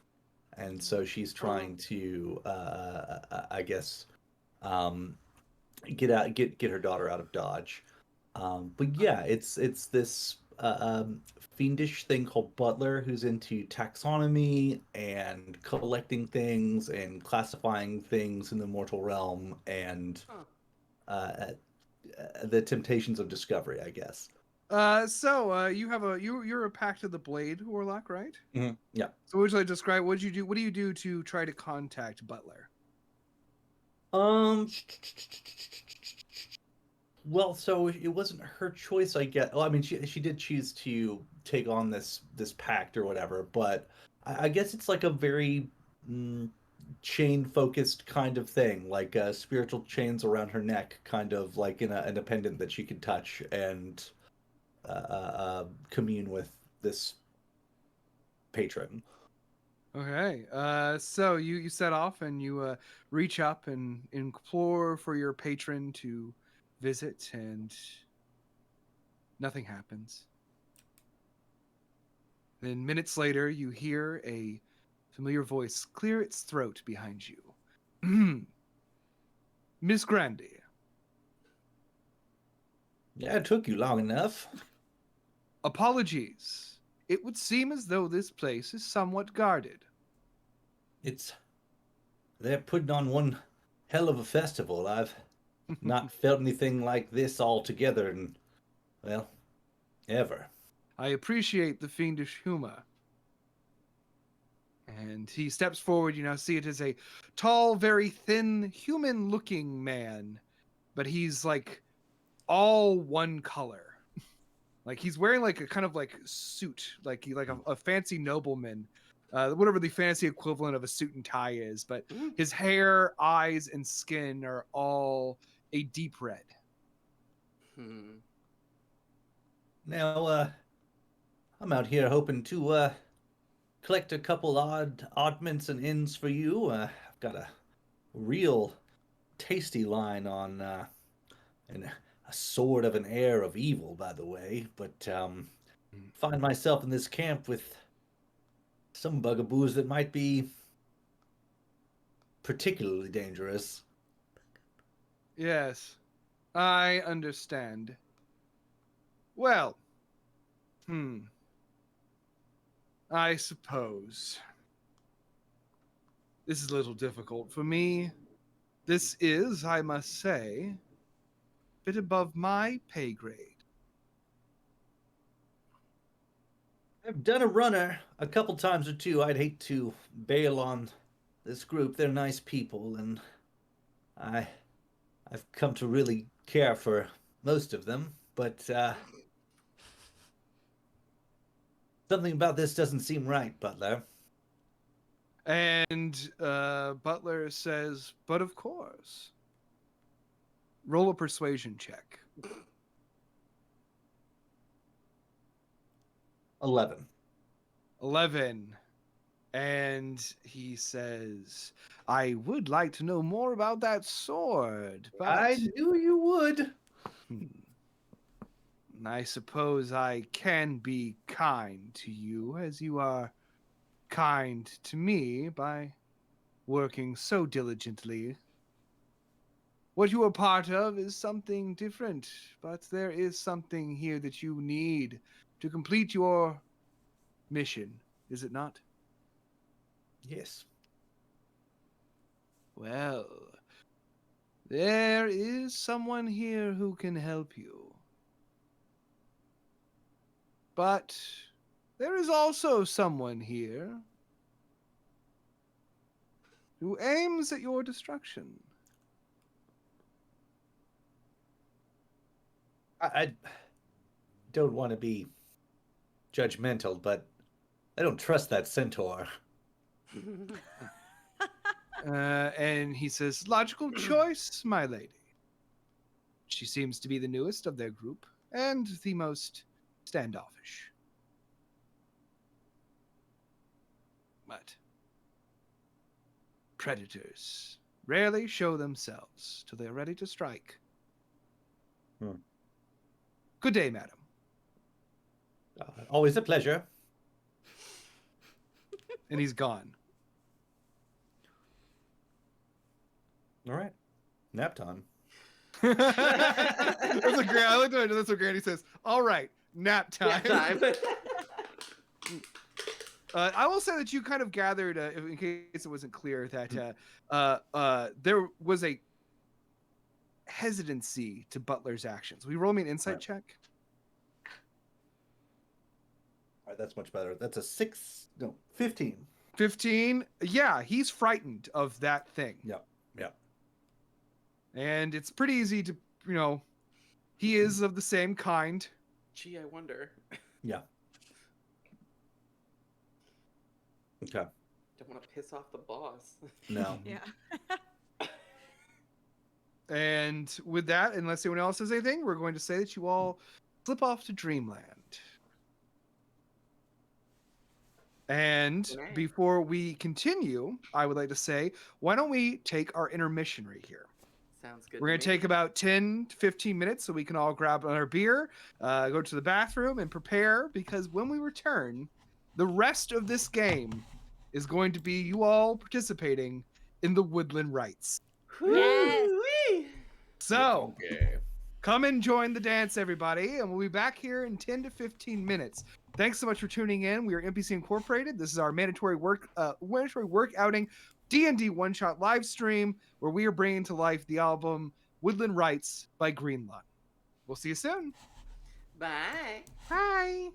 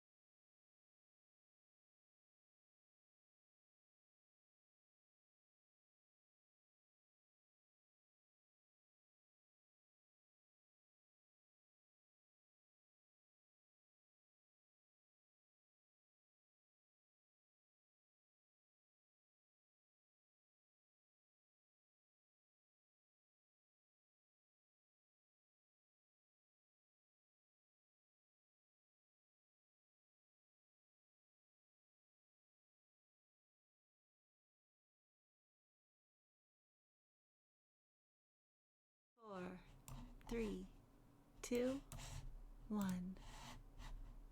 Yay! Hey, we are back. It's us, NPC Incorporated, here with the second half of our D&D one-shot based on the album Woodland Rites by Green Lung. I am Hobart Thompson. I am your DM. Seated around the table with me, or a virtual table, are some adventurers on a quest for knowledge, having found themselves part of the Woodland Rites, the annual gathering of druids, a gathering they have now kind of discovered is a little more important than they were let on, as it is a ritual to hold back the marriage of the May Queen to the devil himself, who would then bring forth some sort of untold doom to the world. So you have gathered with 6 druids, the giant druid Greenlungs, the centaur druid Elwyn the Hunter, the far scribe Hagua from the elven city of Lysahana, and the Coven of the Orchards, 3 witches who rule various domains of fruit. You have indulged in some food and drink on this first night and are ready now to awake and begin the practice of the Woodland Rites. Before we begin with our game again, though, we have something we want to show you all at home. We decided to honor this one shot, but also the current story arc within our podcast, NBC Incorporated, by having our friend and frequent guest, Eric Morrison, draw us up some new art, which will soon be available, hopefully by next week, in our shop for mugs and t-shirts if you are interested. So, I'm Liz, so excited for reveal a t-shirt, that yo. artwork. Ah! It's gorgeous. Oh my Yes. gosh. So this is based on the album cover for Woodland Rites by Green Lung. It is awesome. We have office workers cavorting, and it says NBC Incorporated, The Lunchtime Masquerade. I'm describing it in great detail, mostly because I am just enraptured by I'm it. so It's so good. excited It's so about it. fucking cool. It's So thank you. gorgeous. I'm Thank you gonna to get a Eric. shirt. Thank you, It's Eric. so fucking cool. Thanks, Eric, it Eric. rules. Yes, it is a Eric fucking rules. twinto of an artwork. So great work on that. Hell yeah. So yeah, stay tuned for more on that. You, I personally really want a mug. I'm getting a mug Yeah, for sure. it's I'm so absolutely. excited. It's mug worthy. It's shirt worthy. It fucking Get in there. rips. Get both. Get both. Get Yeah, you're right. And then I'll stamp. drink from my mug while wearing my shirt, or drink from my shirt while wearing a mug. It'll be great. Just bring it into my mouth. Yeah. Dip your shirt into the mug. Yeah. A dunkable shirt. It's perfect. Holy, science has finally gotten up to what we dunkable shirt. And you heard it here first. So, let us begin. Your characters all awake the next day, and your tents is set up here in the sacred grove here in Old Hagley Wood. The night was filled with sounds of the cavorting of woodland creatures out in beyond the tree line, where they have gathered in great number to celebrate the ceremony of rites here today. As you all rise, you see that breakfast has been prepared, and that everyone is getting ready for the day. Everyone is decked out in their full druidic regalia. You see that Green Lungs with his big, he's hard to miss him because he's, he's like 20 plus feet tall, pushing 25 probably, and wears a big crown made of living vegetation, growing flowers. And he has that. And you see that he has a giant shovel with him, as he is the druid of the gardens. And his attire today definitely speaks to that. You see Trog is there wearing his cape of a bat wing and his staff with a crystal on top of it. And Far Scribe Hagua is walking around shirtless, his tattoos on full display. Elwyn strings her bow ready for the day's work. And the 3 ladies of the Coven of Orchards prepare a feast for a breakfast. Yes. Hey, this looks delicious. Oh, and the I'm May gonna- Queen's just sort of milling around. I'm keeping I'm my eye worried on about her a her. little bit. Yeah, but I'm gonna. She seems fine. I don't really get why you guys are like. Everyone is so nice here. Especially Right? that dog. Oh, friendly dog immediately runs over and finds you, Grandy. Um, so how's our girl doing? Fine. Well, good. Friendly dog's always positive. Yeah, friendly dog. Good job, friendly dog. Um, friendly dog. Uh, I get it if you don't want to tattle or speculate, but anybody here that I guess I don't respect anyone who doesn't respect animals. Has anybody given you any bad vibes? And friendly dog considers this for a second. And friendly dog says to you, "No. Everyone here is so nice and kind. I've gotten many treats." I'm sorry. I'm terribly sorry to introduce the idea that someone would be unfriendly to animals. I'm sorry. Forget I said anything. Forget I said anything, friendly dog. And friendly dog just licks your hand. It's okay. Yeah. Go on. Wags his little tail and runs off. So cute. I gotta have some of them baked peaches. Like, it looks so Yeah, good. oh my god. They're really good. And forget breakfast wine! Good morning! Sorry, did you say breakfast wine? Breakfast wine! Gertie, I'm gonna hold off a little on the wine. May I ask what makes it breakfast wine as opposed I'm to... drinking it at breakfast. I should have expected that answer. Yep. Pretty Gertie? simple stuff. Yeah. Well, maybe it was a And- different blend. Yeah, a more. There's a little bit of coffee in there too. Yeah. I mean, Don't drink look- for sure. Mhm. Yeah. And after some food and beverage, you are prepared to head out. So Trog leads the way as you all gather your things and walk across the camp, across the clearing towards a trail. As you walk, everyone begins to sing around you. The party, the druids, and also distantly the twinkling voices of the fey creatures that you still see darting from tree to tree. They sing a song of the old times, of nature, of the wilds, of finding refuge here in the green forest. Can I do a perception check of are there any of the druids who don't seem like they are 100% into this song? Roll me that perception check. Mm. 4. 4. No, they all seem to be like really into it. They all seem to know the words. You notice that some of them have instruments on them. In particular, Elwyn is wearing across her back a like sort of harness that holds 2 drums, and she beats a steady Cool. beat behind you as you go. I start, I pull out a pan flute from my pack and start kind of like improvising a little bit along with the melody. Make a performance check. That's a solid 14. A 14? Yeah, I mean you're picking up the tune. You're not fucking everything up. You're joining in the merry band. Yeah. I'm And- transcribing the notes. Yeah, is the song in Druidic? Yes, it is. Oh, dope. What? Ooh. Are the lyrics? I Hobart. mean, I gave you the kind of outline. What's that thing you always used to sing? How's that melody again? Well, actually, I mean, it's mostly because I was just like, should I try to sing? No, I shouldn't. But you do hear them say, "Oh shit!" No, oh god, so in my head suddenly. Oh. Sorry. Oh. No, and I'm pulling. Luckily, they all come with "In time you will see."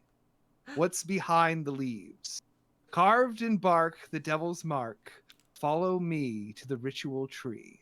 Ooh, shit. I should have just committed to it and sang it. You No, oh well. really should have. It's fine. okay. Seeing that all the other druids have like donned some extra flair, I'm gonna go through my pockets and pouches and kind of adhere little bits of moss and twigs kind of into my embroidery, and just like a nice little extra Wisdom little check. touch. General wisdom check. Just a wisdom, huh? 13. You have a nice little, more of a druid flair. Yeah. You feel kind of more attuned to the environment. Yeah. I make I've got a lot of fur, so I make some like little flowers grow out of it in some places. Nice. That's nice. That's cute.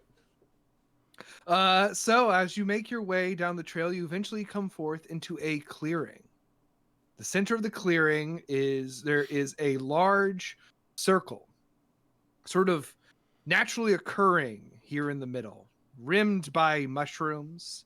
And in the side, like to the one edge of the circle, there is a large boulder. And growing up around the boulder is a giant tree. The tree both seems alive and dead. It's ancient. Green branches sticking out of a trunk that seems torn off at the top.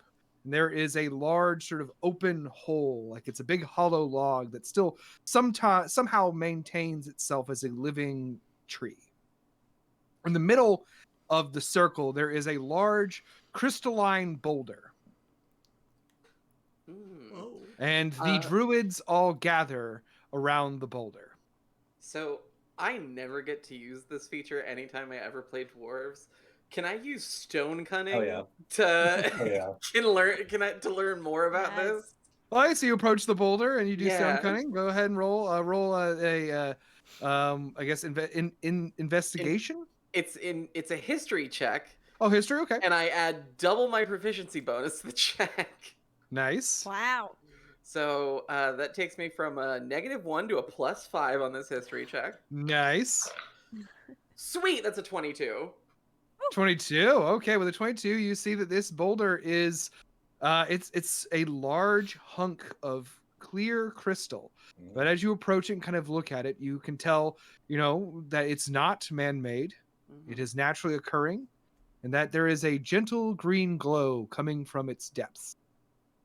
I'm gonna use another thing that I've got, which is it's a wild magic barbarian thing. It's magic awareness. So I'm just gonna know the location of any spell or magic item within 60 feet of me. See what kind of school of magic it is. So I kind of feel this. So around you in a wide radius? Yeah, 60 feet. Okay, so you get pings from pretty much everyone around you. Sure. And from the boulder itself, Mm-hmm. which I would say the school of magic Mm-hmm. would be abjuration. Huh. Interesting. Mm-hmm. Ain't you an interesting little boulder? And Huh. Trog approaches and says, I see you admiring the green stone. Now that's what it's called, the greenstone. Now why do you call it that? It's green and it's stone. Well, I mean, It's like breakfast wine in that way. ask a stupid question, right? It is not a stupid question. Thank you. It is good to know these things. Last 7 minutes. I have barely spoken to you. Also, I real quick, before Luz steps into a mushroom circle, I'm putting up mage armor because I do not. Okay, I do cool. not I like it. Good to note. Good to note. Don't trust random mushroom circles in the woods, folks. No, if you yeah, see one, put up fairy mage rings, armor. you don't want to get in there. Don't go in there.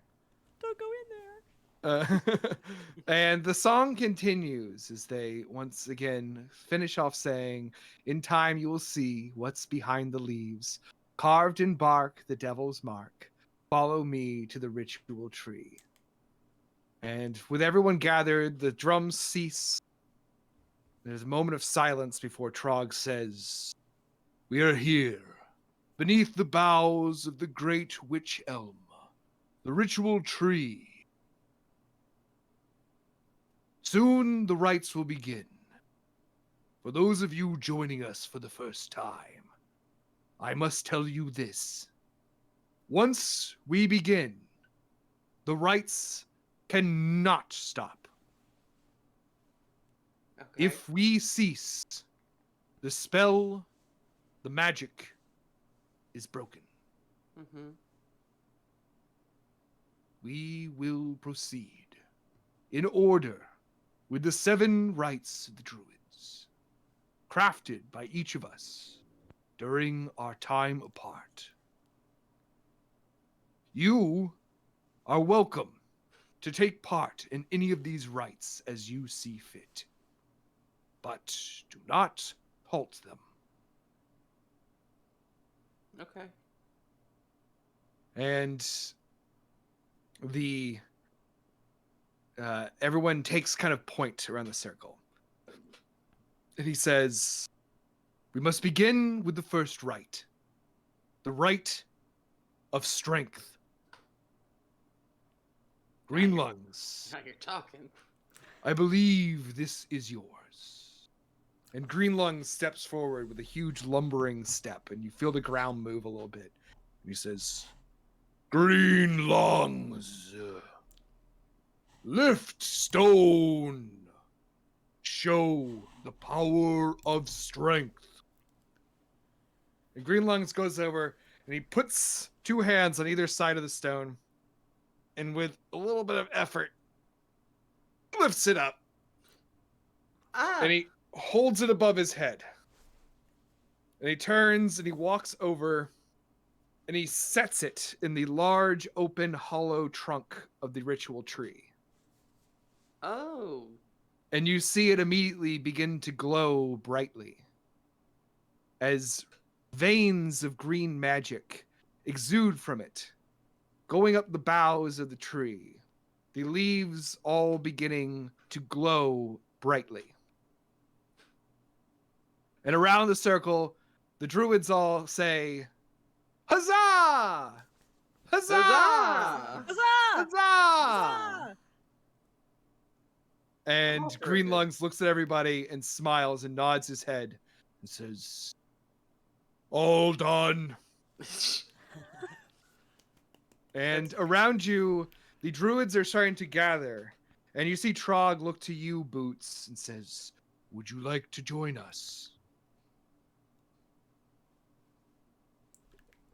"You are all welcome. We must fill this hole with sticks." I can do that. Nice. And around you see the druids have set out, finding sticks on the ground nearby and bringing them over and dropping them in the hole. If you want to participate in this, I need you to roll me an athletics check. Oh, nice. I can do that. I will abstain. Oh, I rolled as a to natural not one. Ruin. Uh, Oh no! I got something, huh? 17 at cutting my own switch. Hell yeah. I did get a 10. Okay. So you all are maybe a little confused by the strangeness of this this rite, which seems to be gathering wood. But you all kind of participate not heartedly, but not most me, though. effectively. Yeah, not less. Les sets it out completely, and the rest of you kind of struggle to Flips his help arms. as the rest of them kind of seem to disappear briefly and then emerge again from the woods holding big armfuls of wood that they're dumping in the hole. Where y'all finding all these sticks?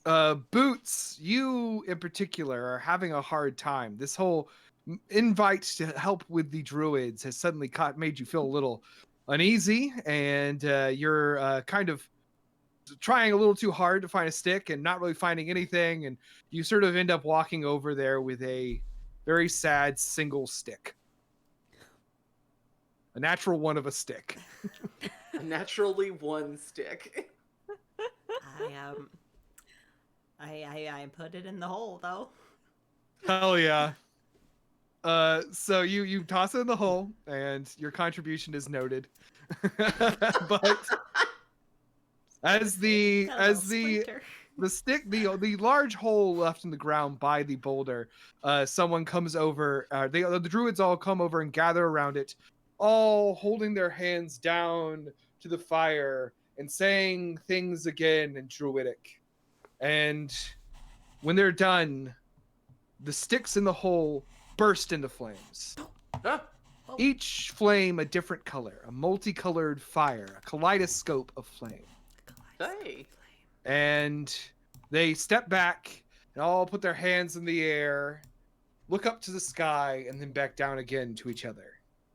And they part ways as the May Queen now enters the circle, having made her way down the trail after you. She is once again all white. She wears her crown of flowers, and she walks forward toward the fire and goes to step into it. I pull my axe. Right? I don't stop her. I just pull my axe. You pull your axe, and she walks into the fire. Is no one? Hey, is she good? It has to keep going. I know. I'm asking. I'm not stopping it. They throw their hands in the air again, and they bring them back down together as the flames, the multicolored flames, grow high, engulfing the May Queen entirely. It could feel really nice, actually. I thought we had to do the ritual good, or if we didn't do it good, then we sacrifice her. We don't know if it's bad in the fire. And Trog turns to you all now, his arms still aloft, and he says, "Adventurers, you have joined us here in the ceremony of rites to gain knowledge, to learn how you might defeat a great evil. Your answers lie here in these rites. We continue now to the rite of dexterity." Oh my god. Hey, can you tell us if she's okay? She is fine. Okay. And Elwyn the Huntress steps forward, drawing her bow, taking an arrow from a quiver. Now, see, this is... where are you going to fire that thing? And she says, this, holding the arrow aloft so all can see. Everyone is very kind of involved in watching. Really, no one's paying you any attention at this point, the druids. Yeah. And they all kind of marvel as she takes this out, as what each druid has prepared for their rites is a mystery even to them, to the other members. And the arrow she now has drawn has a black opalescent head on it. Wow. Tipped with feathers of green. And she says, some of you might know what this is. It is a star heart arrow. A way to guide, to show, to direct. Insight beyond measure is welcome, is available for any who would dare catch it. And she takes the bow, and she puts the arrow, knocks it, and she turns like a fucking Capricorn zodiac illustration, and she fires it straight into the sky. Running. Where's Friendly Dog right now? I'm running.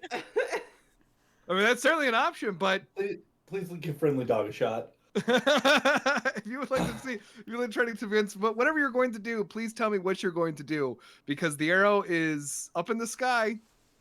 Well, I'm gonna try. Are we I want supposed to try to and catch catch it? it. If you want to try to catch it, that is what you've been offered. I'm gonna try and catch it. Okay, I need you to make me a dexterity check. I'm not good. Can it be acrobatics? Yeah. I can't think of how. Just do a flip. Yeah, you do a flip and catch it. Yeah. Panache. That's how. 14. 14, okay.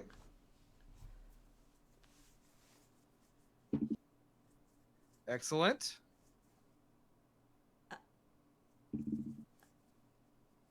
Okay. Oh no.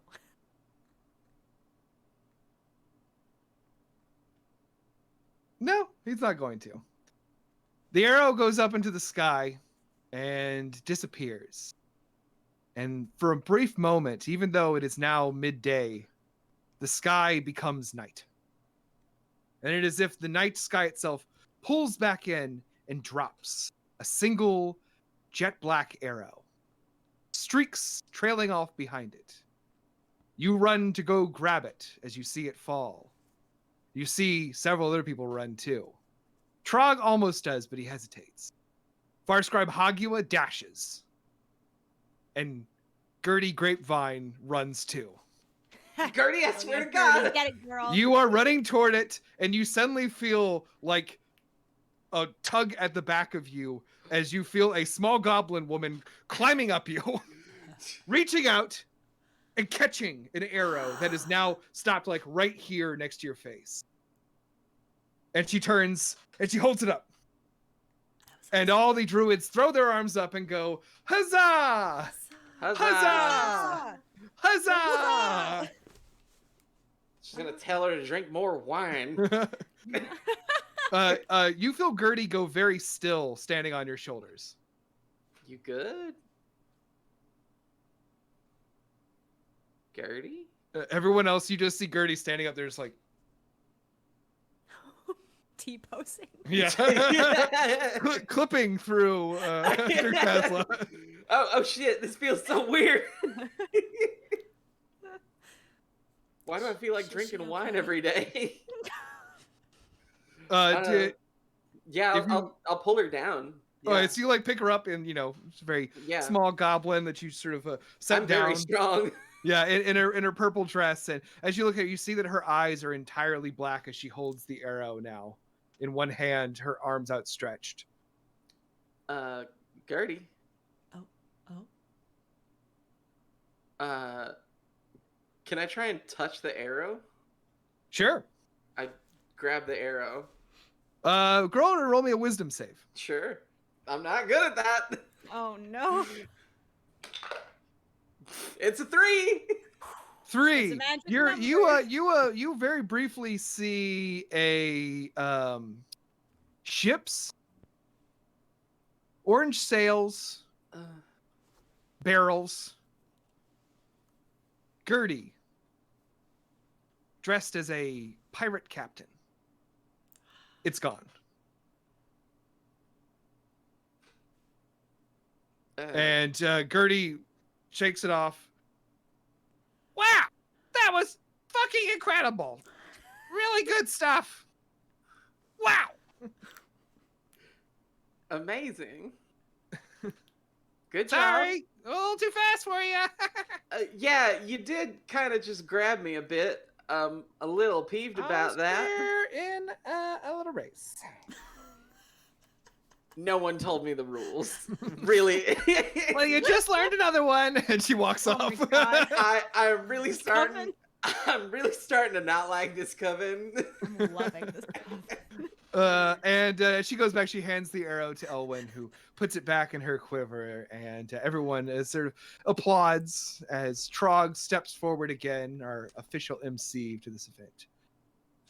Next, we have the rite of Constitution. Green Lungs, I believe this is also yours. And Green Lungs walks forward now. He is holding what I can only describe as a cornucopia filled with weed. Oh my god. Yes. And from his hand bursts into flames as he touches the end of it. And then he turns and he takes the whole cornucopia and sticks it in his mouth and Well, hell yeah, we're doing shotguns. And he says, "From this sacred vessel, you may see." And he turns, and he offers it like a big wine bottle. Like, Grandy, you first. I'm Don't still mind. reeling. Yeah, don't mind if I do. Yeah, Grandy steps up. Granny, roll me a Constitution save. That fat Constitution save.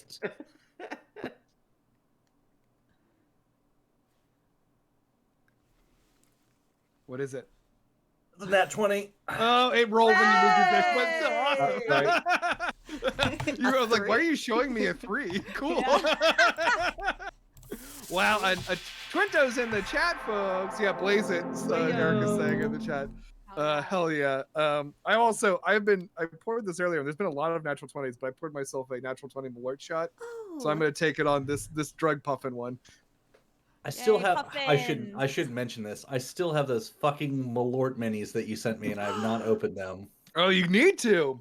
This is the last bit of Malort I have left, and I am no. so nervous. I've never had Malort before. Should I go fucking grab one? Yes. Yeah. Do it. And then we'll God, do hold on. we'll do your treat. All right. Oh, what? Only Wait, if you John. want. No. Do what? While you're walking away, I want you to consider something, because by getting a natural 20 on the imbibing of this druidic herb, you now will gain insight into something for your quest. Let me know what you want to know. Okay. Okay. Wow. Yeah. Anyone else want to take a hit of this? I mean, Oh yeah. I'm Might seeing be rolling up how some other good it natural was, 20s. clearly. Oh yeah. Who's up Clearly. next? Who's up next? Okay, go for it. I will go last. 10. 10. You Middle cough of the road. and sputter. You're not like shit with a 10. You now have the condition of poisoned. Oh. That's unfortunate. So you're just like woo. I No. don't know about that. So yeah, you're sort of reeling as you look around. The colors are brighter. Everything's kind of wibbly wobbly. People talking doesn't really make sense. You're kind of you're reeling. You're reeling from that hit. Woof. Did anyone else want to roll? Yeah. I gotta. Do it. Smoke them if you got them. There we go. That's a 24. 24. Fuck yeah. You take a large hit of the. Oh yes, we're doing an unboxing now. Malort unboxing. Yeah. Oh shit, it's Malort. Fuck. Unsubscribed. I'm so excited to see this, and then we'll talk about what you're thinking. Oh yeah.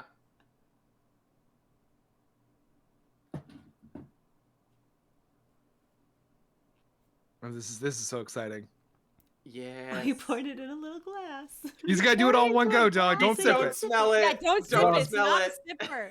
You gotta just go. Okay, it doesn't smell like anything off. All right.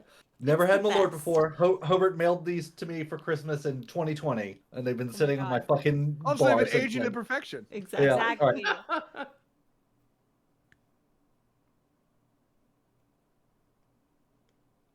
Oh, Jesus Christ! What the fuck? What? What is that? Huzzah! Huzzah! It's not bad. Huzzah! Oh God! So is that not you didn't like it? No, it's not what I expected. It's No. not like harsh or terrible. It's just like No one expects Malort. No one, No one literally. expects Gibson's Malort. It's Jesus that wormwood, Christ. man. You get that wormwood. Ugh. Okay. I hope you enjoyed it. Hell yeah. Break the All right. bottle, Liz. I with a- love Malort. yeah. Me and Liz are in the sicko club with Malort. Yeah. Give me Malort Yes, and a ma'am. hams any day. Oh, I will. I'm going to actually do this because Eric has recommended that you get a point of inspiration for doing a shot of Malort, like your first Yeah. one. Thank so you, point Eric. of inspiration to your character. Aw. Hell yeah. And Meta with a It gets 24. worse. It's worse now than it was. It fades after a while. It fades. It does fade, I promise. It's it sticks with you. It's a lingering taste. I like that. Anyway, Um, yeah, fucking Chicago nerds. You You guys are in nerds. real life Chicago have the so condition much. of poison now. It's true. with a 24, you now will have advantage on insight rolls.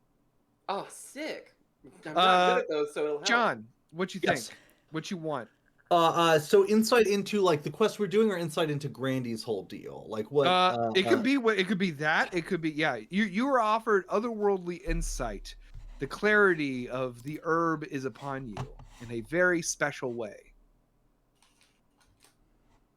I would say, since Butler said that one druid was with us and one was trying to destroy us, I would like to get a clue.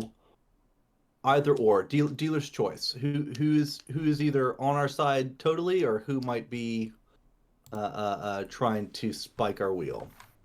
Okay, very cool. Do you want me to pick, or do you want? Yeah, to you pick. Yeah, you pick. Okay. Do you want me to tell you which one is which? Yeah. I have to. Yeah. Okay, Pick, well, pick, I'm pick going one to. and tell me. I'm going to flip a coin. Okay. Heads, I'll tell you someone who you can definitely trust as an ally.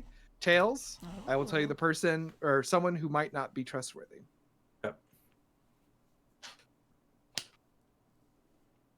Tails. You too have started to notice there is something off about the three women of the coven. Yeah. Especially Okay. Agatha. What do I think about Agatha? Especially Agatha. Uh-huh. Okay. She is they made withdrawn and breakfast standoffish so in a way good. that no one else is in this Something circle. Something about Cool. that apple. Yeah. Fucking apples. Apple bottom jeans. So Dude, something with about the something about how I've used this as a villain in previous games. Oh, well. Okay, so did you want to smoke weed? No. Let's I love asking I had it's my a fun great last question. night. I had my fun last night. I need to stay alert. You were such a good boy. It's amazing. Just like a friendly dog. Yeah, just like Friendly Dog. Who's there, Friendly by dog. the way? All the dogs. Friendly are dog is smoking weed for sure. there. Yeah. Oh, Real shit. Spuds McKinsey ass dog. Just like- he's got little sunglasses on. No one knows where he got them. Was he always wearing those? What happened? And Where did he get them? How did they stay on? And where do I They're- get them? it's got a cool chain in the back. Yeah, really fashionable. As you all have finished the rites of Khan, the giant green lung steps away. Sorry, I just gave away my naming process for these. Steps away, holding the large cornucopia weed, which he goes and sits over by the ritual tree, sort of leaning his massive back against it, and just constant. He's going to pretty much be there for the rest of the campaign. As the next rite begins, Trog comes forth and he What a says, nice "And now we little begin. Now we begin the rite of intelligence. Farscribe Hagua." And Farscribe Hagua walks out and says, "Over the course of last year, I have delved into many mysteries, traveled far and wide, added greatly to my people's knowledge of this world of ours and its many strange lands. Written on me is everything you might need, adventurers. Come, see what you see." And he holds out his arms, exposing his Yes. full range of tattoos. Everything from what could be like small ritual circles to seemingly narratives written in some sort of complex code. Would anyone like to approach Farscribe Hagua? Hell yeah, this is your Last- time. This It's is your my time. If I cast a spell that I think is relevant on Go for it. myself. Okay, I'm gonna cast comprehend languages on myself. Oh, dope. Just to really Hell fucking Fuck yeah. yes. So smart. The Nice. DC's just all dropped. Okay, love it. Perfect. Okay, and it's a saving throw. No, Or it's is so it what just a we're gonna regular do is check? I want you to tell me first what it is you're looking for. Again, you're on a quest for knowledge. And you now see that this man is a living library. Oh my god, that's fantastic. Looking at his body, one can find anything one might need to know. What, though, are you looking for? I kind of ship it. Save it for the fan fiction. Yeah. Actually, would make a nice couple, Hagua and Right? Les. I do have to touch him to be able to read it with my comprehend languages, so this could, I mean, Yeah. AO3, baby. Caress the tattoo elf. The Touch mechanical up key. Oh, right. You muted yourself, Meadow. But Like you're self-censoring. I was like, oh, geez, what are you saying? Okay. But what Les is looking for is obviously the most important thing for him is knowledge, know-how, get to the source. And on this quest that we are all on as a group, we're looking for answers on how to defeat this great evil. So I want to see if the key to that is anywhere in these tattoos, and if not that, addendum, I want to see if there is like a lead of where we need to go to get that knowledge. Okay. Go ahead and roll for me then. I guess either Arcana or History, whatever's your best one. Okay. Alright. It's my favorite. It's history. Okay. Let's have it be good. pretty please. That was not good. No. It's a 15. Okay. A 15. Well, Wait. the But I 15, but did- you cast comprehend language. Yes. So you have Yes, a I special did. insight. Comprehend Uh, soft skin, more like. Yeah. Oh. Really, you put some lotion on him so he's extra shiny. It's very easy to His read. shoulders are really tense. Hey, wait, what's this say? You're like, Slow down, he's slow down. He's like moving his head. He's like, it's fine. I really don't mind. This is what I'm it's more of a for." chiropractor than a masseuse. Ow, my neck. God. Do I have to there pay a was copay only for this? One tent. And what you learn is with a 15, you gain insight into the places this man has been. In particular, a realm of vast knowledge. An ancient archive in a long forgotten city, the city of 4 coins. From what you have read of Hagua's body, you know that there is a trove of magical secrets. And you become not 100% certain with a 15, but it's a lead. You never have heard of this archive.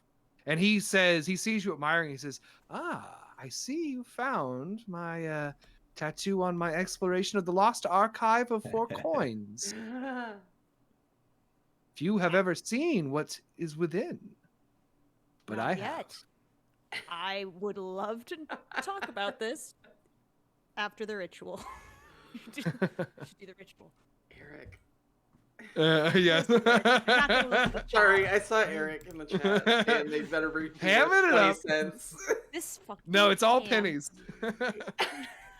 Make me a history check on the name 4 coins. Yeah. Just for fun. Just for a little flavor. Oh my god, I literally rolled like it. No, okay, that's actually a much worse. It's a 10. It's a 10. With a 10, you know that there is a city in the nation of Hoberon called 4 Coins. It is a trading city built along the conjunction of 2 rivers. It is called 4 Coins because at its inception, it was a city of humans, elves, dwarves, and halflings, each bringing their own currency. Oh. Cute. It's big, filled with secrets.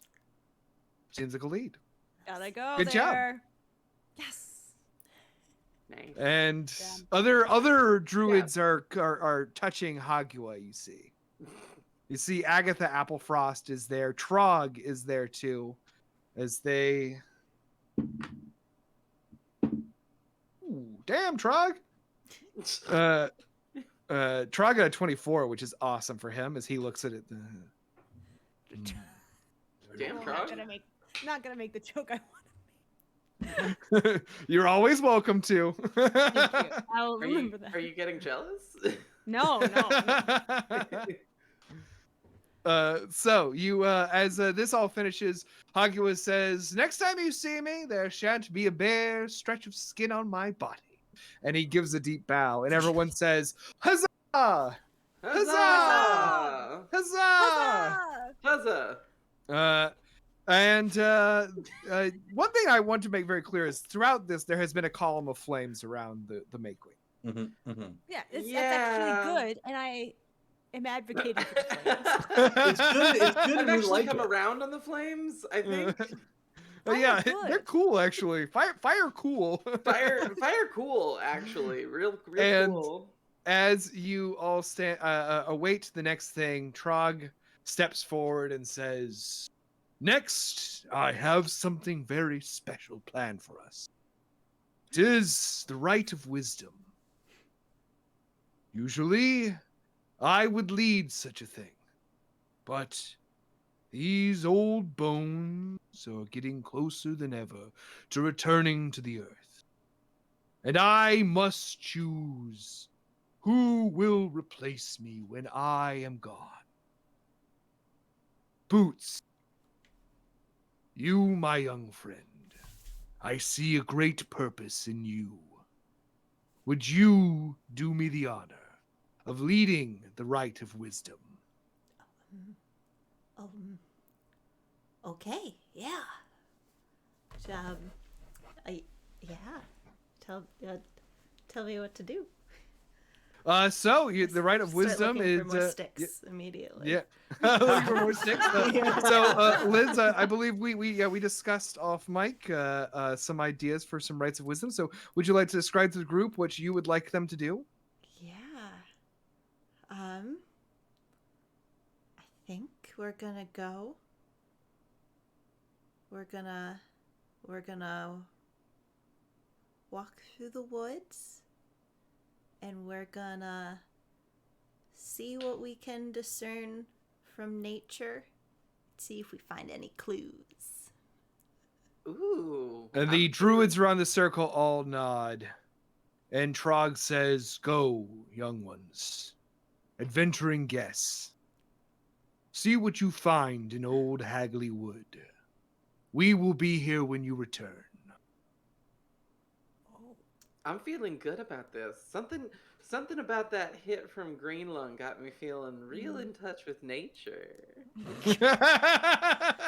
Don't forget about moss mites. It's really important that we don't pick It's those. very, very important. They're contagious. They spread through skin contact. You should be careful. Yeah. I I'm remember thinking they about it told already. me after I took that big hit from Greenlung. So you all are heading into the woods following Boots. Is everyone going? Yeah. Is Hell yeah. Agatha? Are those those orchard ladies going? Apple cheeks. The all of the elder druids are remaining behind, holding their hands aloft around the fire. Grandy's gonna complain of sore joints and stay and keep an eye on them. Okay. Okay, very Hi, good. Brandy. So what I want is everyone who's participating in Boots' nature walk. I need everyone to do me a group survival check. Oh. I would Boots? like to wild shape into Fuck yes. a pileated woodpecker. Oh yeah, I love it. And also, Ooh. before you do that, roll me a Constitution save. Okay. Oh yeah, I'm poisoned, huh? Mhm. Oh, We're gonna see if the Oh. woodpeckers. Yeah, no, it's pretty bad. That's a 7. 7. So you're one stoned woodpecker. It's a little slower than normal. Oh, my tongue's so long. I'm trying to pack that big giant I just wanna stone.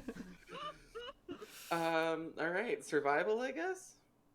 Yes. Yeah. So everyone roll Oh, me gosh. survival. Liz, you roll with disadvantage. Yeah, I do. Our natural 20. Thank goodness. There's been When so I'm many. really gasped because the sound plays in my headphones when I get the 20. Oh yeah. Isn't that nice? I got a 4. No, wait, Okay. 3. Since I have a negative Oh. 1. 12. 420. 12. Okay. And then a natural 20 for a total of. Oh, Sadie, what- 22. 22. Cool. Excellent. Good to know. Just in case you have a negative number, I just want to take that into account. that's Okay, good. so that was an excellent Twinto. As you all step into the woods, you're following. It's actually the way we're gonna say this happens is that you follow in a kind of sloppily flying woodpecker, sort of darting from tree to tree, doing a couple pecks, flying away, doing a couple pecks. Almost like Boots has forgotten that they are a humanoid and not a bird.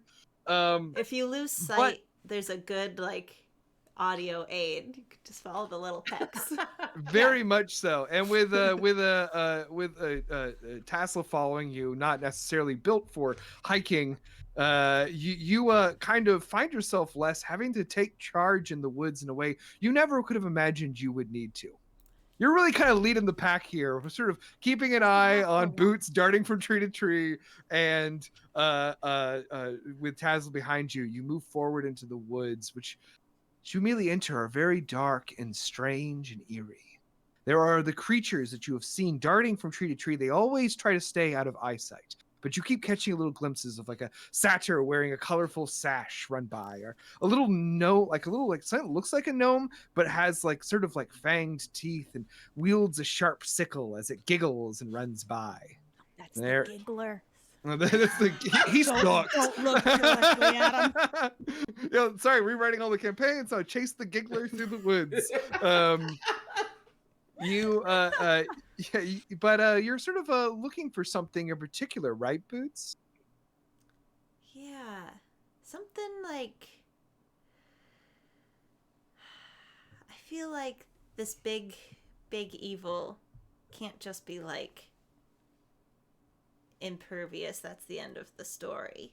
There's gotta be something that it's weak to or afraid of. So you're seeking that out. I'll say with the natural 20, that is certainly going to help. But I would like you, Boots, to make me a nature check. Sadly, with disadvantage.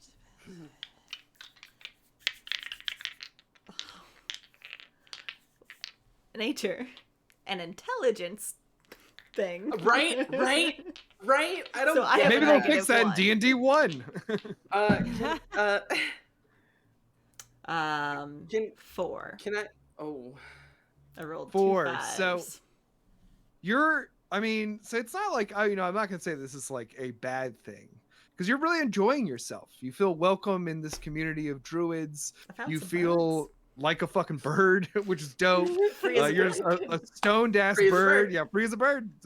See our podcast for jokes about birds. God. A lot more than you think. a lot of bird jokes. It's mostly a bird joke podcast.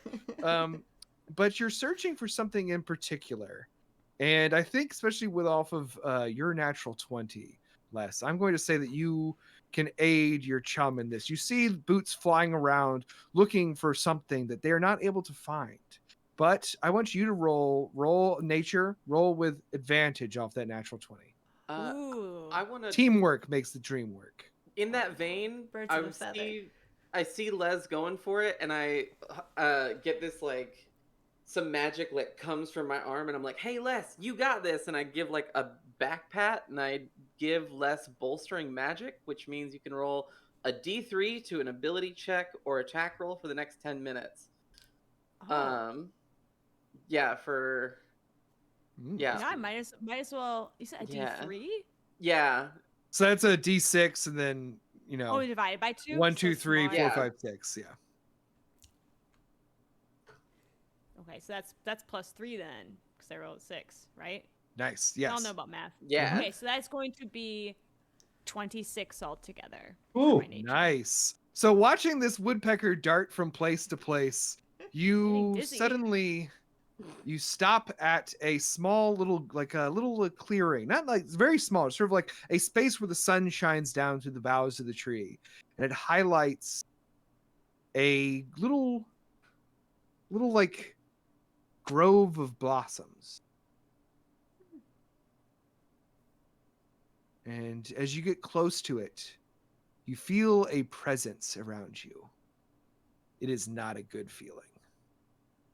A darkness grips your heart, all of you. as you see that right behind the trees, overlooking at you, crouched down, is a beast of enormous size. It is large and humanoid-ish, covered in fur, with a goat-like head that 2 horns sprout from. Yeah. Don't look at him. Oh no, I'm not looking at him, but I saw Boots, him last night. Is this it, Boots? You say tweet tweet? I'm gonna take that as a yes. Are we supposed to bring it back or just go back and talk about it? And the beast looks at you, and it goes, and points to the blossoms, and nods its head. Okay, we don't touch these. But I will. I like pull out my quill. I'm just like, just draw them real quick. Wait, why don't we touch him? Well, the beast wants us to touch him. I'll hop would you over do- as a little. Don't do what bird. the devil says, right? That's and look at him. generally the rules. Well, maybe, I don't know, maybe this is Greenland talking, but like, if the devil wants this and not, I don't know, the bride, maybe we give the devil what he wants now. No. And I don't have an argument for why. Absolutely not. Are we giving the devil? Listen, what the assignment was from Bootsbird was we were going to go and see what nature had to tell us, and I think this is a pretty clear message. That nature is telling us to get the flowers. It's not about us. No. Come on, follow me. Come on. I'm taking the lead. I'll right this way. Can I investigate one of the flowers? Yeah, I'm going over to Bootsbird. As little bird. Bootsbird, roll for it. With disadvantage. Yeah. And a -1. All these intelligence rolls. Can I roll insight? Can I roll insight on the devil? Sure. I'm gonna roll insight on the devil, and I have advantage on insight rolls because I smoked the good kush. Okay. I got a 4 because I smoked the good kush. I did get an 11. An 11. Okay, so you see that it is a brightly colored flower. It is some sort of like kind of low-lying herbal plant. The leaves are fragrant, and the flowers are bright and multicolored hues, not unlike the flames of the fire back in the circle.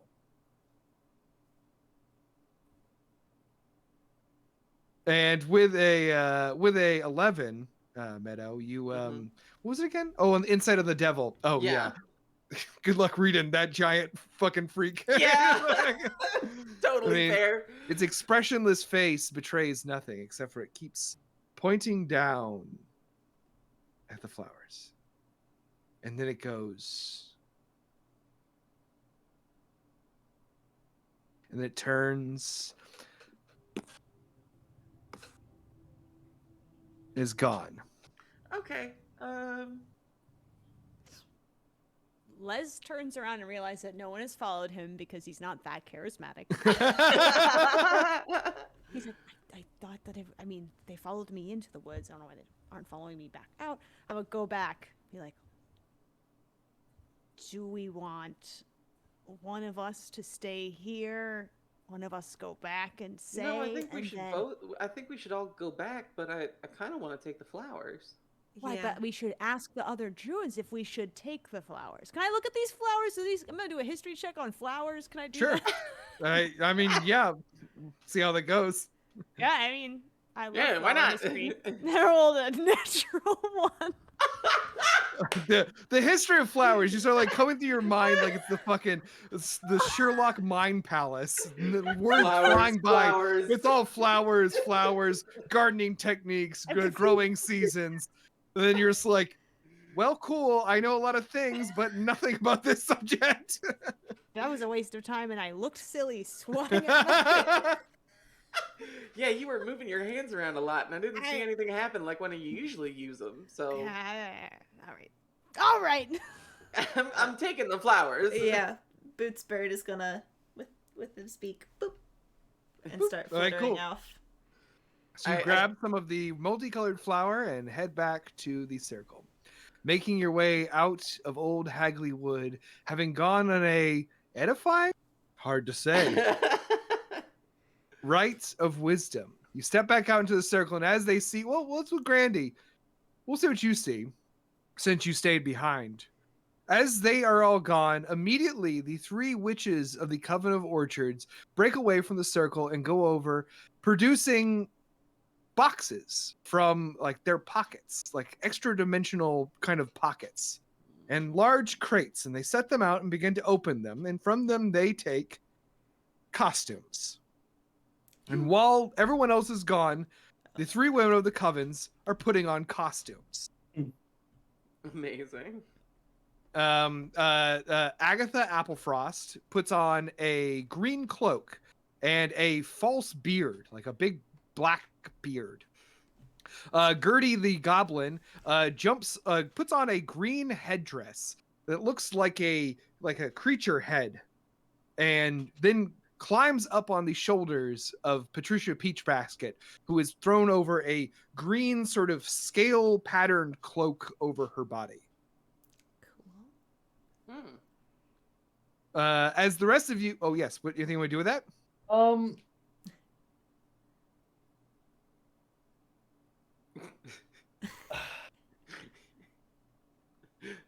So like, are they like have they left the rest of the group? Are they doing this in isolation, or Doing it on are the they- edge of the circle. It's Yeah, part. they're- Everyone sees them do this. Right. So they're just preparing for. Okay. All right. I'll just let them be. Okay. As you all emerge from the woods again, you were greeted by the druids turning and throwing up their arms and saying, "Huzzah! Huzzah! Huzzah!" Do we huzzah ourselves? Huzzah! I'm gonna You can huzzah yourself. Yes, you should. Yes. And after only healthy. You can't huzzah yourself. I think it's healthy to huzzah yourself. Everybody gets. Clears If the you're not head, gonna- you know? if you're not gonna huzzah yourself, how can you expect anyone to huzzah you? You know? Right. That's right. Yeah. Amen. So as you all rejoin the circle, the Trog steps forward with his staff and he says, "And now we move on to the rite of charisma." And the three ladies of the Coven of Orchards take the middle of the circle, pacing around the glowing column of fire, all ready to tell a story. What do you all do? The other druids sit down cross-legged in a configuration. I think Les is gonna stand kind of behind and get ready to transcribe the story because he's on this fact-finding mission. So Hell yeah. I want to take one of the flowers over to the fire. Okay. Yeah. Grandy's Same- just peeling an apple and looking. Meh. I'm gonna perch up on like Green Lung's shoulder. Yeah. Oh, Oh, you're you still a climb. bird. You climb. Oh yeah, yeah. And he looks at you and he says, "Birdie."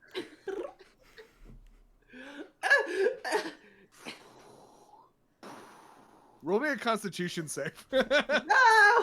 Oh my god. Green Lung, don't blow your smoke into a bird. Yeah, birds He don't. can't help. It's just like, ow, man. 12. Here's a It's bird everywhere. fact for you. Birds don't smoke weed. Met some pretty cool birds, Sadie. I don't know. I've met some uncool birds, so that's a really good point. What'd you get? 12. 12. You didn't roll with disadvantage, did you? No. Okay, cool. Don't roll with disadvantage. With a 12, you remain very stoned, but you're starting to get a handle on it. Still count as poison, unfortunately, but you find yourself, you're like, am I a bird? Free as a bird, Oh, no. baby. You're really fucking. You're really. You gotta get out of those. You gotta get out of that wild shape. You're gonna go Tobias. You're, The Animorph rules. I immediately thought 4 Tobias hours. Fuke, and I was like, "Is there Me one?" too. I was like, I don't remember that arc. I believe it though. I remember he was blue, but I forgot. Yeah, he was yeah. a He never bird. did a bird thing that I know of. Didn't sketch last season. Okay, so as you all take your places around. Oh, anything you want to do with that fire thing you're doing? Yeah, I wanna. Yeah, I wanna see because you said they're multicolored flowers, like the Mhm. multicolored flames. I want to see if the fire reacts to the flower at all. Okay. Like you're touching the fire to the fire, just like getting closer. Yeah, I'm getting it closer to the like I'm getting the flower closer to the fire, like the tower of flames. Okay. As you get it close to the Tower of Flames, you see it start to curl a little on the edges. The heat is affecting its vegetal matter. And it begins to smoke a little bit as you get it just a little bit closer to the fire. The smoke coming off it, the same color as the bloom itself. Ooh, pretty. I'm gonna pull it back. Okay. I'm gonna go sit down, listen to the story, but I'm gonna sit next to Trog. Cool. So he's sitting next to Trog, who has his hands up in the air, his eyes closed. He is preparing himself to take in the story as the rite of charisma begins. And Agatha steps forward with her big fake beard on, and she says, "Every year it falls on the rite of charisma to tell our tales, to share our stories, to reconnect on old memories we all share. I've selected one for us all to discuss tonight. One to present to you as it is one of our deepest, darkest secrets. The fall, the arch-druid Trex Wildheart." And she steps back and holds up her hands, illuminated by the flame, and the cloak kind of billows behind her, the green cloak she has thrown on. She says, "As you know, Trex was best among us, the king of all druids, the wild heart, one of a kind. Never shall we see his likes again. But Trex fell, his heart corrupted by an evil, the green dragon queen, Velix Heartbane, who twisted his soul, put poison in his veins, and turned him from a friend of all living creatures into an enemy of mankind." And they begin to dance around the circle. A dance to convey the seduction of Trex Wildheart by the dread dragon queen. Gertie and Patricia together kind of forming a multi-armed sort of dancer behind Trex as she pretends to be the ancient druid. And around you all, the circle has grown very quiet. Everyone is transfixed by the dance.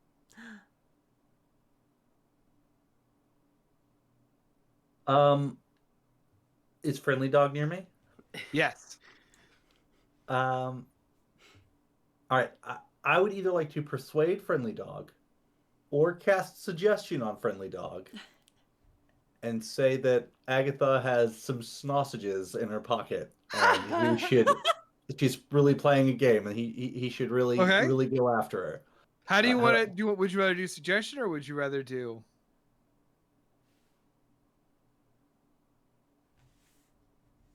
I don't want to lie to Friendly Dog though. How about this?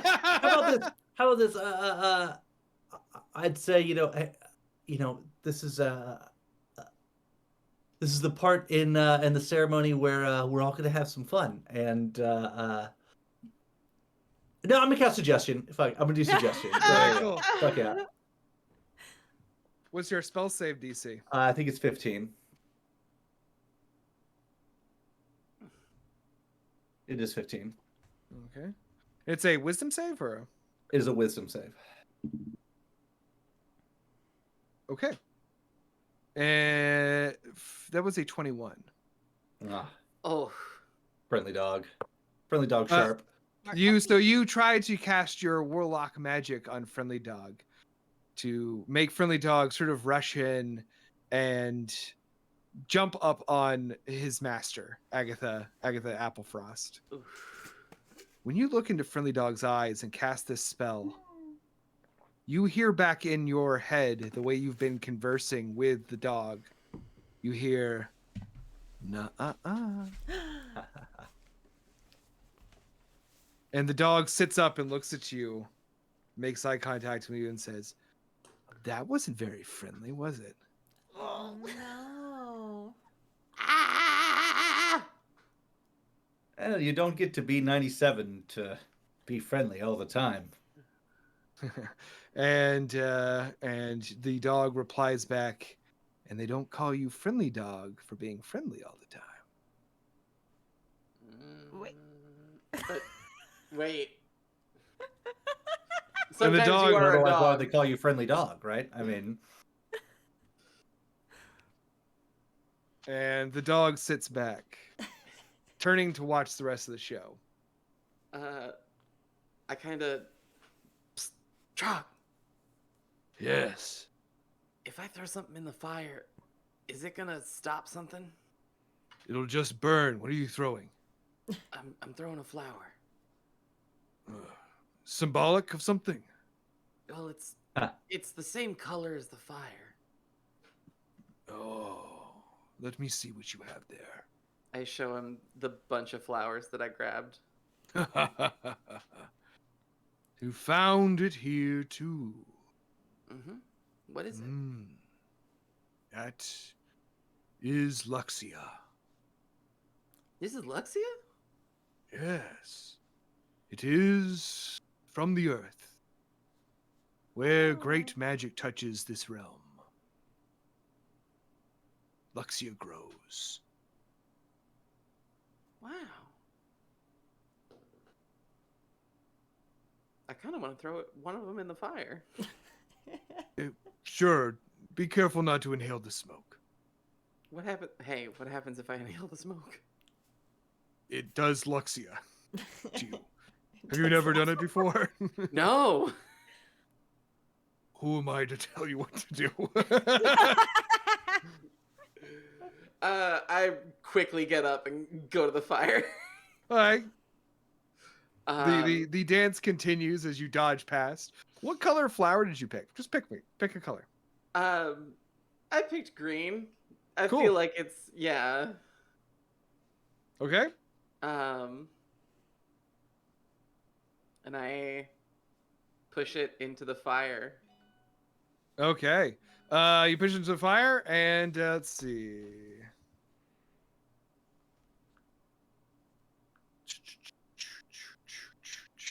As you toss the green flower into the fire, you see just a little puff of smoke as it is incinerated instantly by the flame. Do you try to inhale it, or do you let it go? I mean, I gotta like. Okay, It's all so about living. you inhale the smoke, and you immediately feel the world around you shift. Can turn anything into a It's like- bong. Yeah. And as pits. you inhale the smoke, you immediately begin to see around you there is creatures flitting here and there, ghostly shapes, strange, incongruous movements. You see like a fish swim by you, and it swims right through a tree. This one's good. Oh. Hello. You now have disadvantage on all perception checks.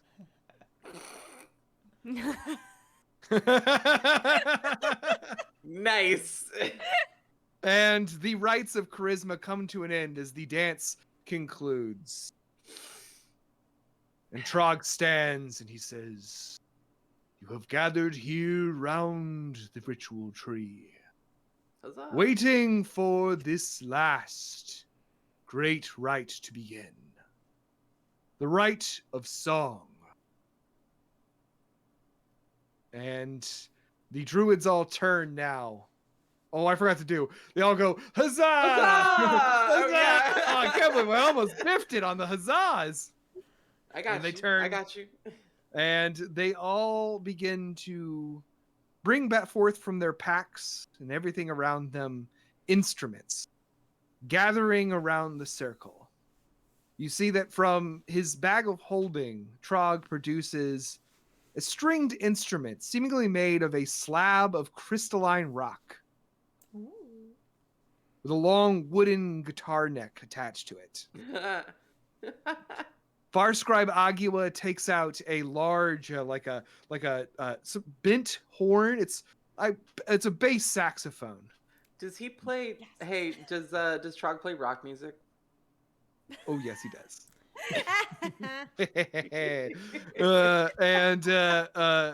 Then the Coven of the Orchards also produce instrument. Oh, Elwyn takes out some drumsticks, ready to play her drums again.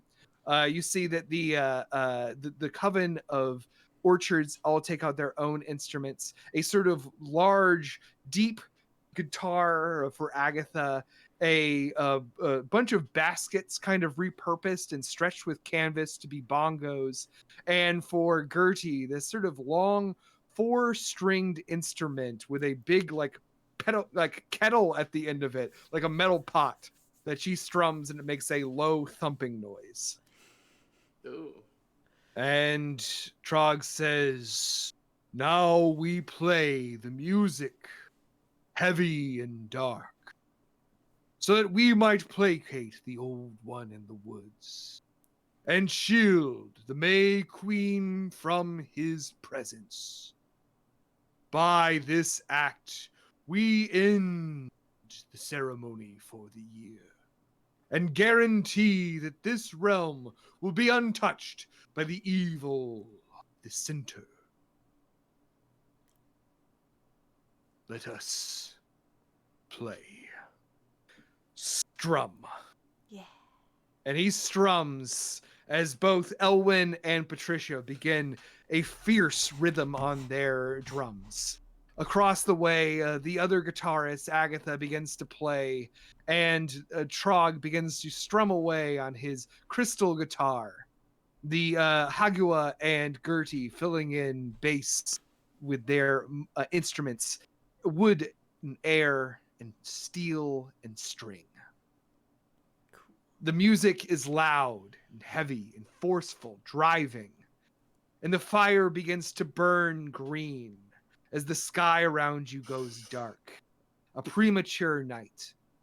You see the stars rising ahead, almost swirling in the sky above you. And around you, the revelers come forth, jubilant, raising their hands in celebration, all manner of fey being. And the music plays.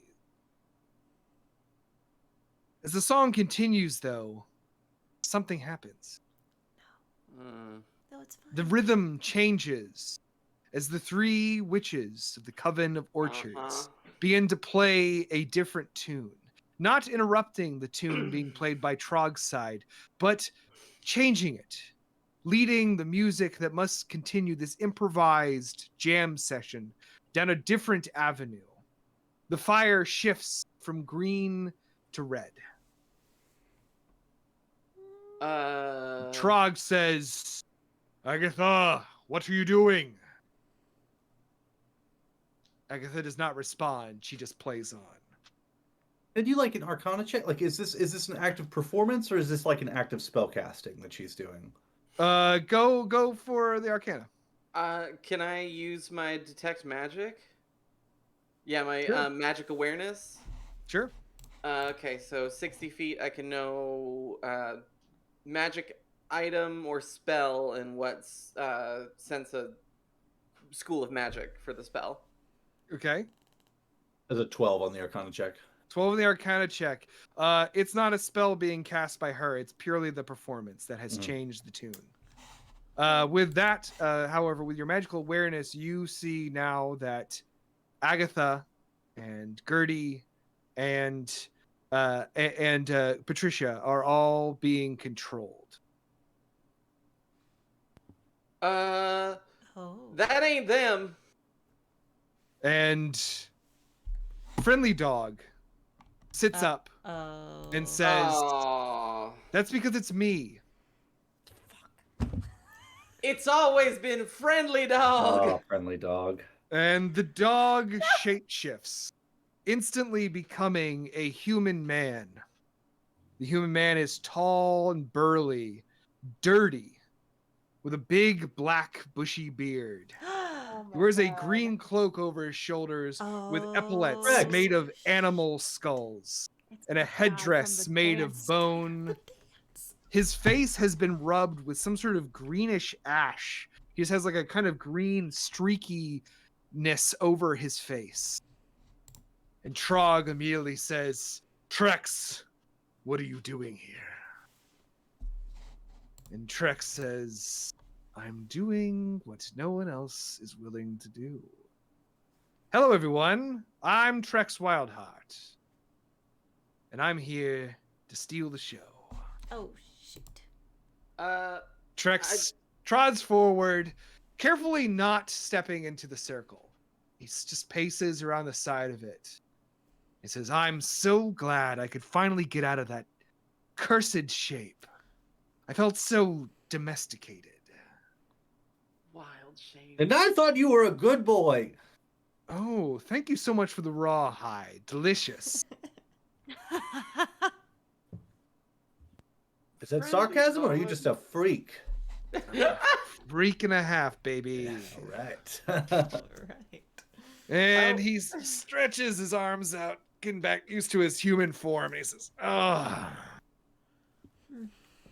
Well, if things continue the way they're supposed to, the ritual will be complete. The old one will take his bride, and the age of man will end. Finally." So we just got to get them to play the right song, Yes. and that means killing you, yeah? I guess it's one way that you could try to do it. That's all I needed, and I pulled my And he- axe off my back. And he pulls forth from his cloak a mummified hand. It says, Ooh. "Not Is that a rawhide? No, it's not a rawhide. Little Well, different than a chew toy, my dear." It says, "This is the hand of glory. If lit, you'll all find yourself incapable of moving. That means everyone."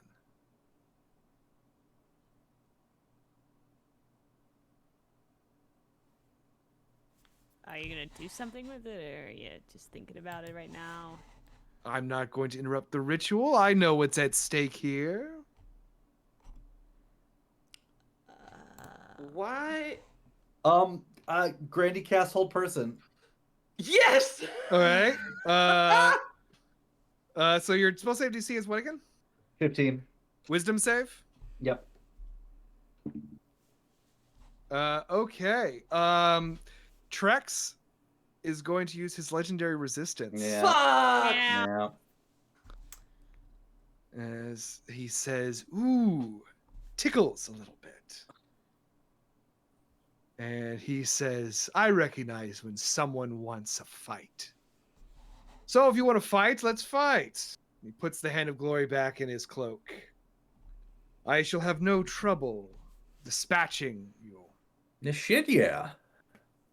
Well, I mean, if you wanted to fight, why'd you pull out the Hand of Glory? Shit! I put my whole axe away and everything. I pull it back out. Man, get it back out. Don't put the axe away. And he said, "I was merely giving my companions a chance to get in position." I liked you better when you were a dog. Yeah. I can help with that. I'm It's gonna try to polymorph him back into the dog. So hard to give villain speeches with you guys. All right. That's a wisdom save? Yeah. Wisdom. Oh, save. that's a 28, baby. Yeah. Okay, yeah, it didn't work. Rex. As he shrugs off your magic and he says, "Stall all you want, pack."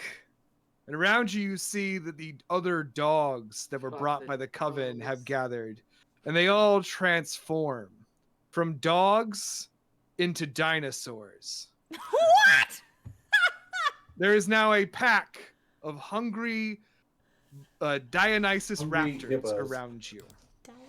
Oh my god. Oh my gosh. And Let's go. Trex says, time to eat. Roll initiative! And also bring up Yeah. our map! Ba-ba-ba-ba-ba-ba-ba. Bam, bam, bam, meow. Ra-ta-ta-ta. Oh my god. I rolled a 3. Oh no! Bring up the back of the pack. Friendly dog. Oh wow. I know. That I had wasn't to- I had very to do it to him. friendly. No, Had it's to do it to genius. him. Let me just You do get a that quick. Okay, very good. Friendly dog. And two friendly dog. Et tu, friendly dog. Listen, God. that's what it's like. Dogs are so cute, and then suddenly you're chasing them around the yard, and you got manure on your hands. This is something we discussed before the show. I don't know if it's I'm gonna grab a beverage. I'll be right back. okay. It's always relevant. I did get a 17. Okay, on go my- ahead and enter my in your initiative. enter into your initiative into the thing there. Doing it right now. Thank you, thank you. Mm-hmm. Let's see what our dinosaur stats are. That's right, we gotta do some dinosaur fighting, Dino folks. stats. Dino stats. Dino stats.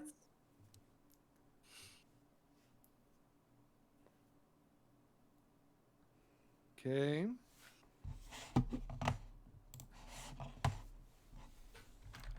Boom, boom, Right. boom. Okay, very cool. Other dinosaur things. Very Oh. good. I always forget. And a bunch of dinosaur stuff. There are not any dinosaurs in the Green Lungs album, but I just think it's Dinosaurs! really fucking cool. So I was gonna say I don't remember that part, but I'm glad they're here. yeah, no, good to Okay. have them. yeah, and then Trex's turn. Boo. Tight. Okay, so first up is Tesla Forge Fire. Hell yeah. Do you got Okay. dinosaurs to your? Can we see the map on there now? Yep. Very Yes, good. I can You've see got them. dinosaurs to your south and to your east. Wait, Okay. west. Sorry. All right. Well, I think I'm gonna go into a rage. I'm gonna use my bonus action to go into a rage. Okay. Which means I have to roll a d8 because I am a wild magic barbarian. Woo! Woohoo! Whoop, whoop. Oh, hell yeah. So that is a 2, and looking at my table, 2, you teleport to an up to 30 feet to an unoccupied space you can see until your rage ends. You can use this effect on each of your turns as a bonus action. So Tazla is like, we're fighting dinosaurs and friendly dog now, and just pops like right here. It's like, well, shit, I might as well start with the dinosaurs, and runs over and is gonna chop at that dinosaur. Chop that dinosaur. Chop that dinosaur. Said chop that dinosaur. Does a 15 hit the dinosaur? 15 does hit the dinosaur. Great. Then I'm gonna guess an 19 would also hit the dinosaur. A 19 would also hit the dinosaur. Terrific. So we're gonna Two do... hits on the dinosaur as you swing your mighty battle axe, having just temporarily blinked out of existence and then back. All right. So that is 11. That is 21. 21 points to of hit. slashing damage. Okay, nice, very cool. This dinosaur's looking rough as you carve into it with two mighty swings of your axe. It shrieks at you. It's got just like horrible curved claws in its hand and feet, and just like a huge mouth full of teeth. This thing would be nasty if it got a hold of you. So you're fighting it off. Anything else? Is that it? Yeah, that's it for me. Very cool. Up next, we have our first dinosaur. It's a one that you're fighting. It's going to fight back. Oh So dear. it is going to attack you. First, it tries to snap its jaws at you. Mm-hmm. And that is going to be just a 12 to hit. Not gonna hit me. So you dodge out of the way. It's like snaps at you. And then it starts to swipe at you with its foot claws. The first one is a 21 to hit. That does hit me. The second one is a 16 to hit. That also hits me. It meets me. Okay, so you take altogether 11 down to 6 slashing damage. Sweet. Cool. Next is another dinosaur.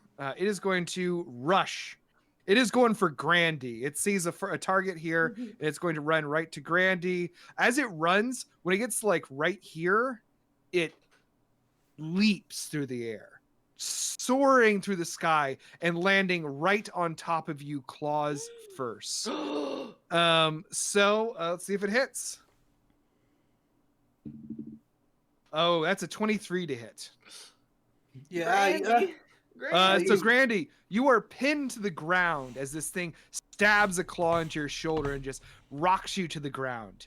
You are now make me a strength saving throw.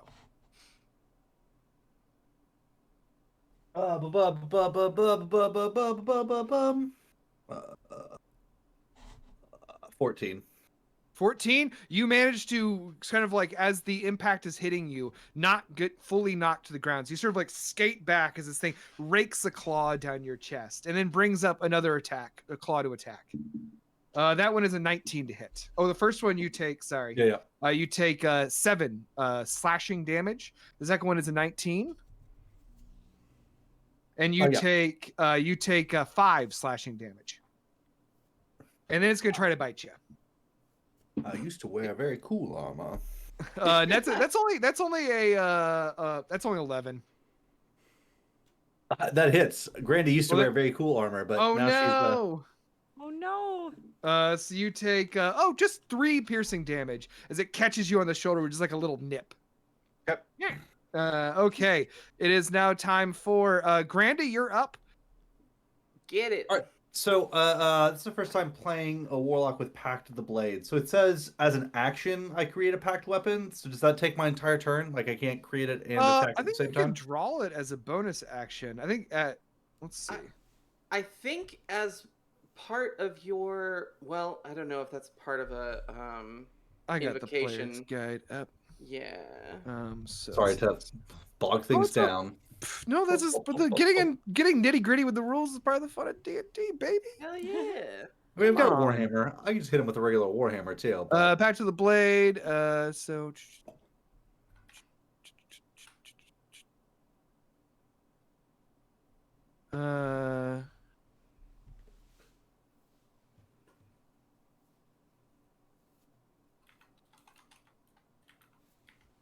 you transform one magical weapon into your... Okay, yeah, so it takes an action. Yeah, so if you want to draw your pact weapon, you're welcome to. It does take an action.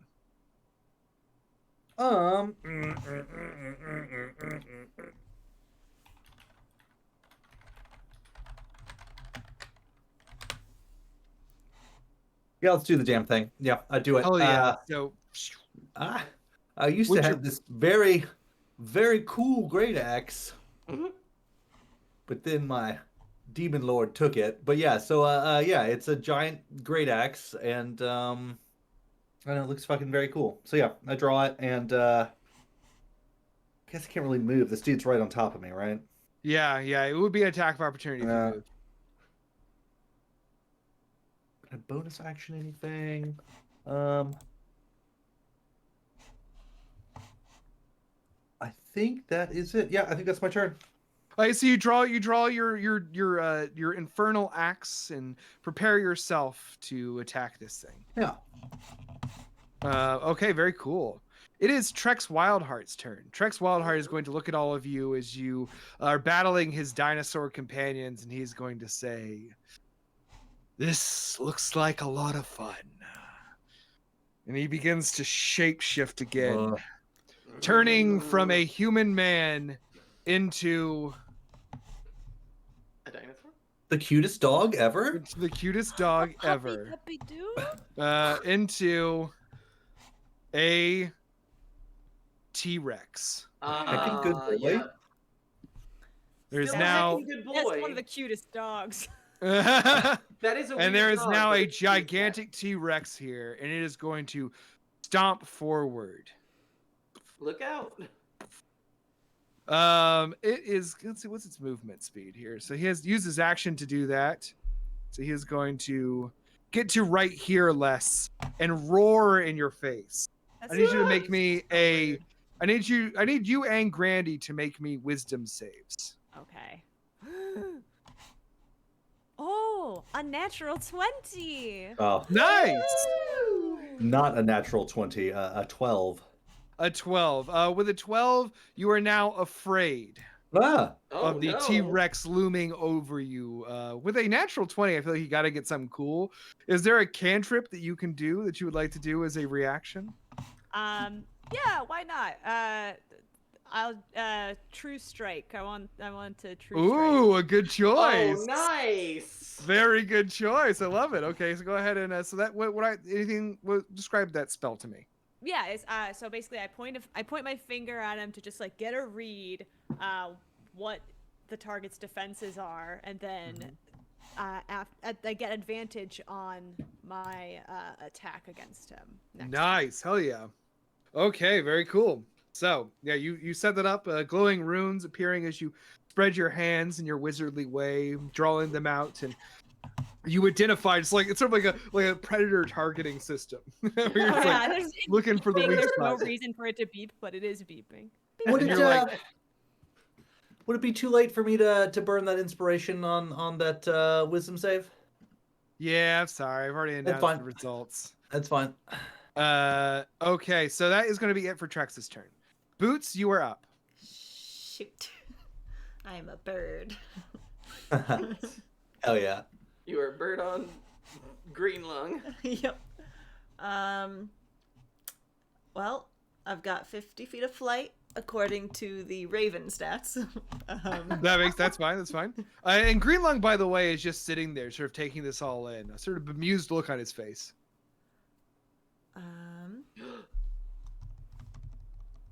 He's not in it. He wants to join. He's having a good time. I'm going to dive bomb the T-Rex. Hell yeah! Roll to attack. With my beak. Woodpecker versus T-Rex. Oh my god. I'm aiming for the butt. Aiming for your ancestor. And 19. 19 So good. hits. It hits, folks. The woodpecker is attacking the T-Rex. Let's Beautiful. go! You take 1 point of piercing damage. Oh no! He only had 1 hit point. Ah, wow! The And fucking rips. I guess. You piss? I guess. Oh, you get that's it. Oh. You piss. Like, gross. Oh, that's awesome. All right, cool. So that's it for your turn. Unfortunately. As you're pecking the shit out of this Don't thing. really piss. Oh, I love. Oh, make me a Constitution saving throw. Again? Well, to end the effect. Is it a disadvantage though? No. Natural 20 then. Hey, Natural 20. Hell yeah. Okay. Let's go. Would you like a insight into the? So you can have a choice: either an insight into Trex or an insight into what's going on behind you in the circle. Your call. Oh. Insight. You think and make a funny joke about it while I very quickly pee, so I can focus on the rest of this combat. Okay. needs to be. What do you think? What do We we do want to need know? to fight, but we also do need to make sure that the ritual keeps going. We shouldn't neglect that, Yeah. 'cause that's going to be very important. The world. Yeah, we like the world. The I mean, world's pretty okay. sometimes. So, ritual? I mean, either one is something we need. I'm just throwing that out there that Hobart giving you that choice is like, okay, that means that something important is happening in the circle too. You know? Like, I mean, I will say that there was he made a point of saying that Trex did not step inside the circle earlier. yeah. Oh. I'm just Maybe gonna we take can't I'm go gonna in? mage hand push him into the circle. Wait, he's a T-Rex though. That's not. You're gonna work. need a little. Okay. You need a couple mage hands. Yeah. Okay, what'd you pick? I would like to know what's going on behind me. What did I see as I flew over? You saw as you've heard a back and forth now emerging between the two bands.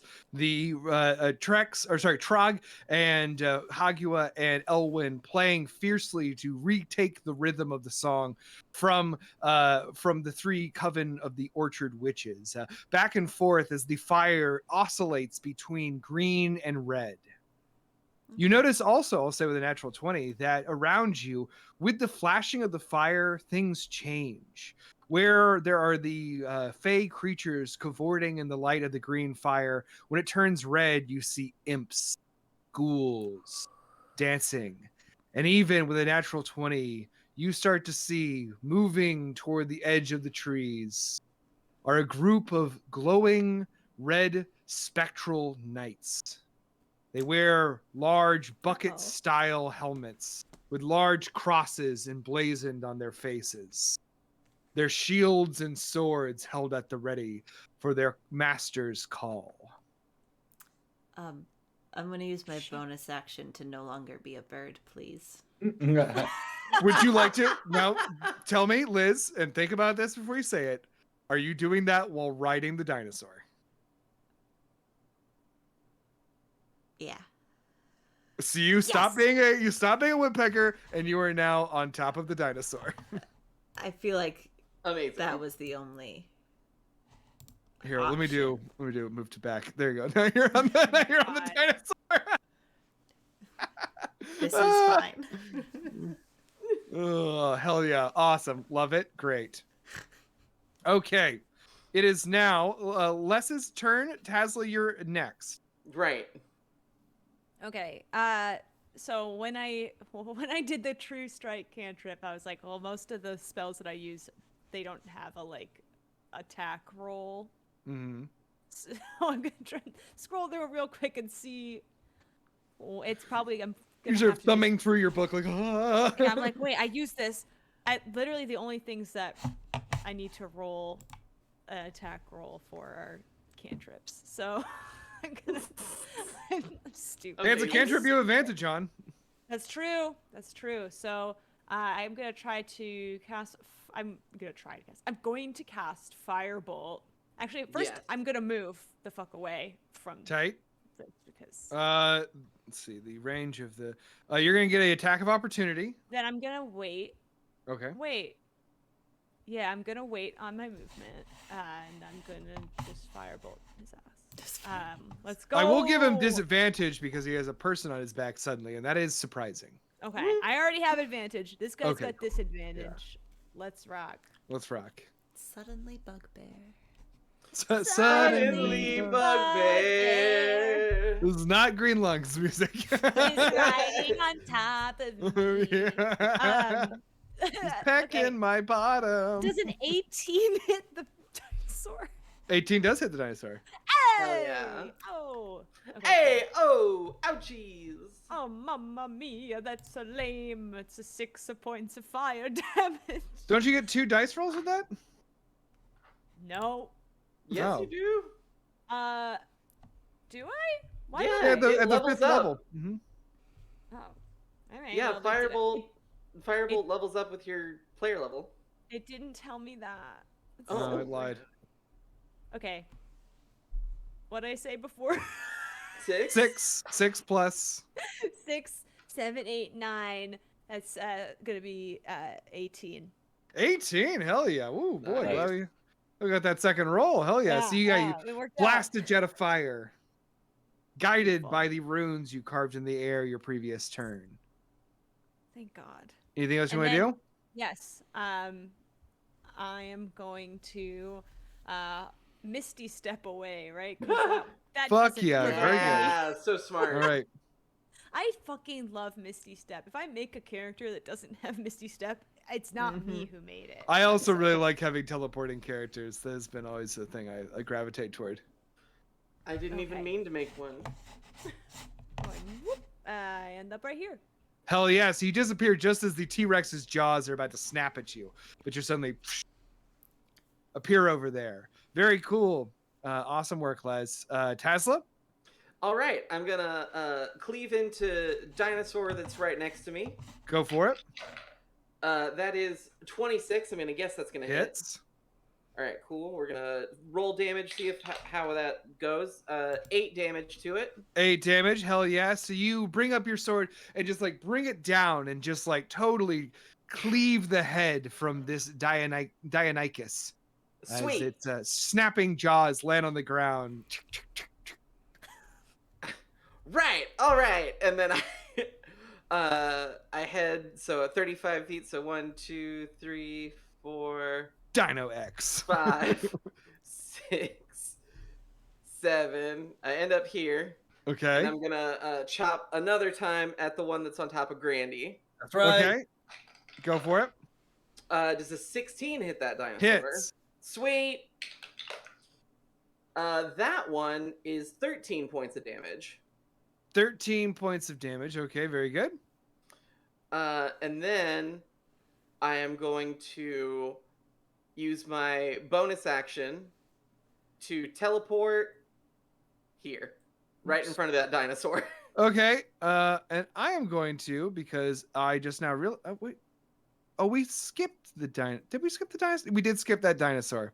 That is on me. So I'm going to have that dinosaur take its turn next. Okay.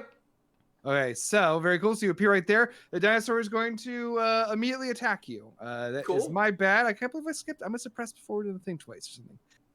Because it's right before less, actually.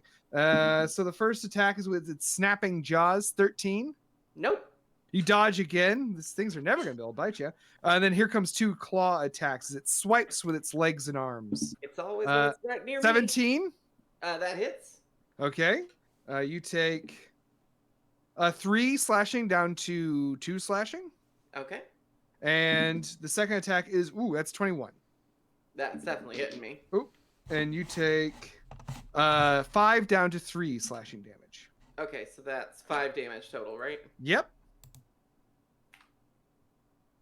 Boop. Very cool. And then now it is, that dinosaur is dead. So it's not that dinosaur's turn. It's the one attacking Grandy. And it's going to keep trying to attack you, Grandy, as it now sees you are a threat to it.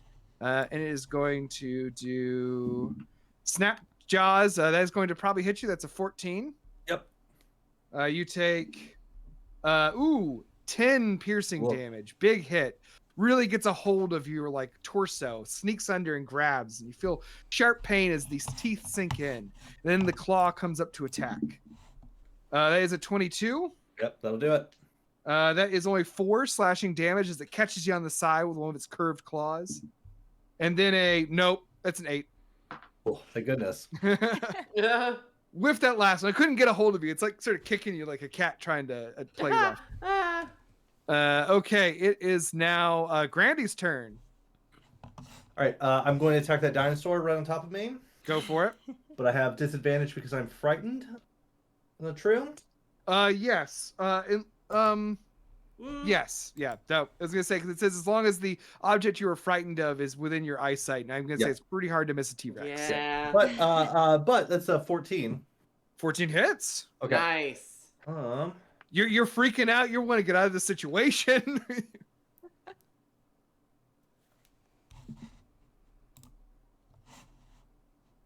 Let's roll some necessary. Proficient with it, and it counts as magical. Does that mean I still get a bonus with like bonus to damage as well? Yes. All right, cool. So that's 7 damage. Nice. And, Very good. I also took the thirsting blade, which gives me 2 attacks when I attack with a packed weapon. Fuck yeah. Go for it. Oh hell yeah! That's 17. That also hits. Way to go. Yeah. With fucking You might be disadvantage, scared, but baby. you're not scared of this fucking dinosaur. Oh. Yep. Oh. Come here, baby. All right, that is a full 14 damage. 14. Yeah. So you, with your magical battle axe, you sort of are trying to get out of this situation. You see an opportunity, and you know what to fucking do. You remember your old training, and you just do wham, wham. The dinosaur collapses to the ground. Oh, nice. And when you reduce a hostile creature to 0 HP, you gain 12 temporary hit points. There you go. Fuck yeah. There Boy, you go. needed that. Warlocking, baby. All right, and I need to move from this motherfucker. So I move before I get a chance to save. Yeah, because the end of your turn. Yeah. So boy, is there anywhere I can move without incurring an attack of opportunity? I will here? say also that I'm giving attack of opportunity disadvantage because of the distraction of boots appearing on the dinosaur's back. I'm very distracting. Yeah, that was a cool move, and so that is going to distract it. It's sort of like what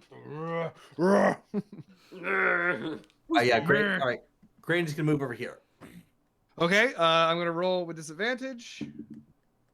Oh, that first one was really bad. Oh. Oh my god. Let's see. I don't know. Tyrannosaurus Rex is having.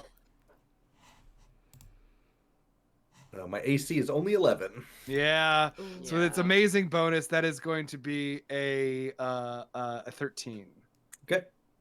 So it grabs you as you're running away, and you are a medium to smaller creature. So basically, you see this T-Rex reach over as Grandy is running away, and it's like a Jurassic Park. Just grabs Grandy with its mouth.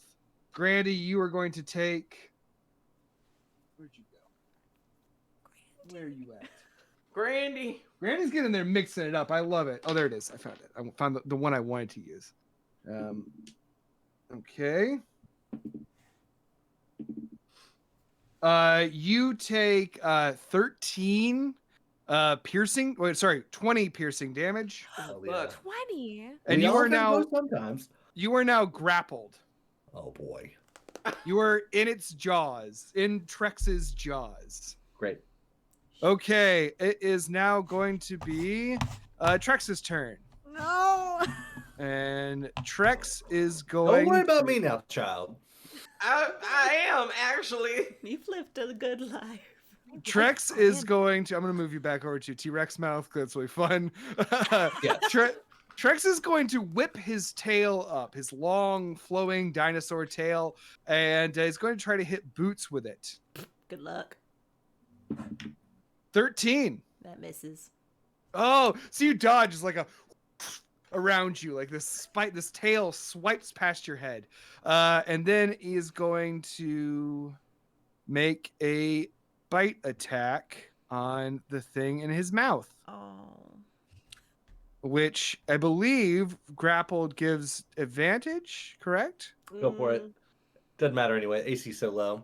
I know it's true. Oh. Yeah, that is kind of the way it is, buddy. I'm sorry. Woo. Grapple doesn't give advantage. Okay, cool. Well then I'm going to use the first one I rolled, which is only a 14. Well, I know. You take Still hurts.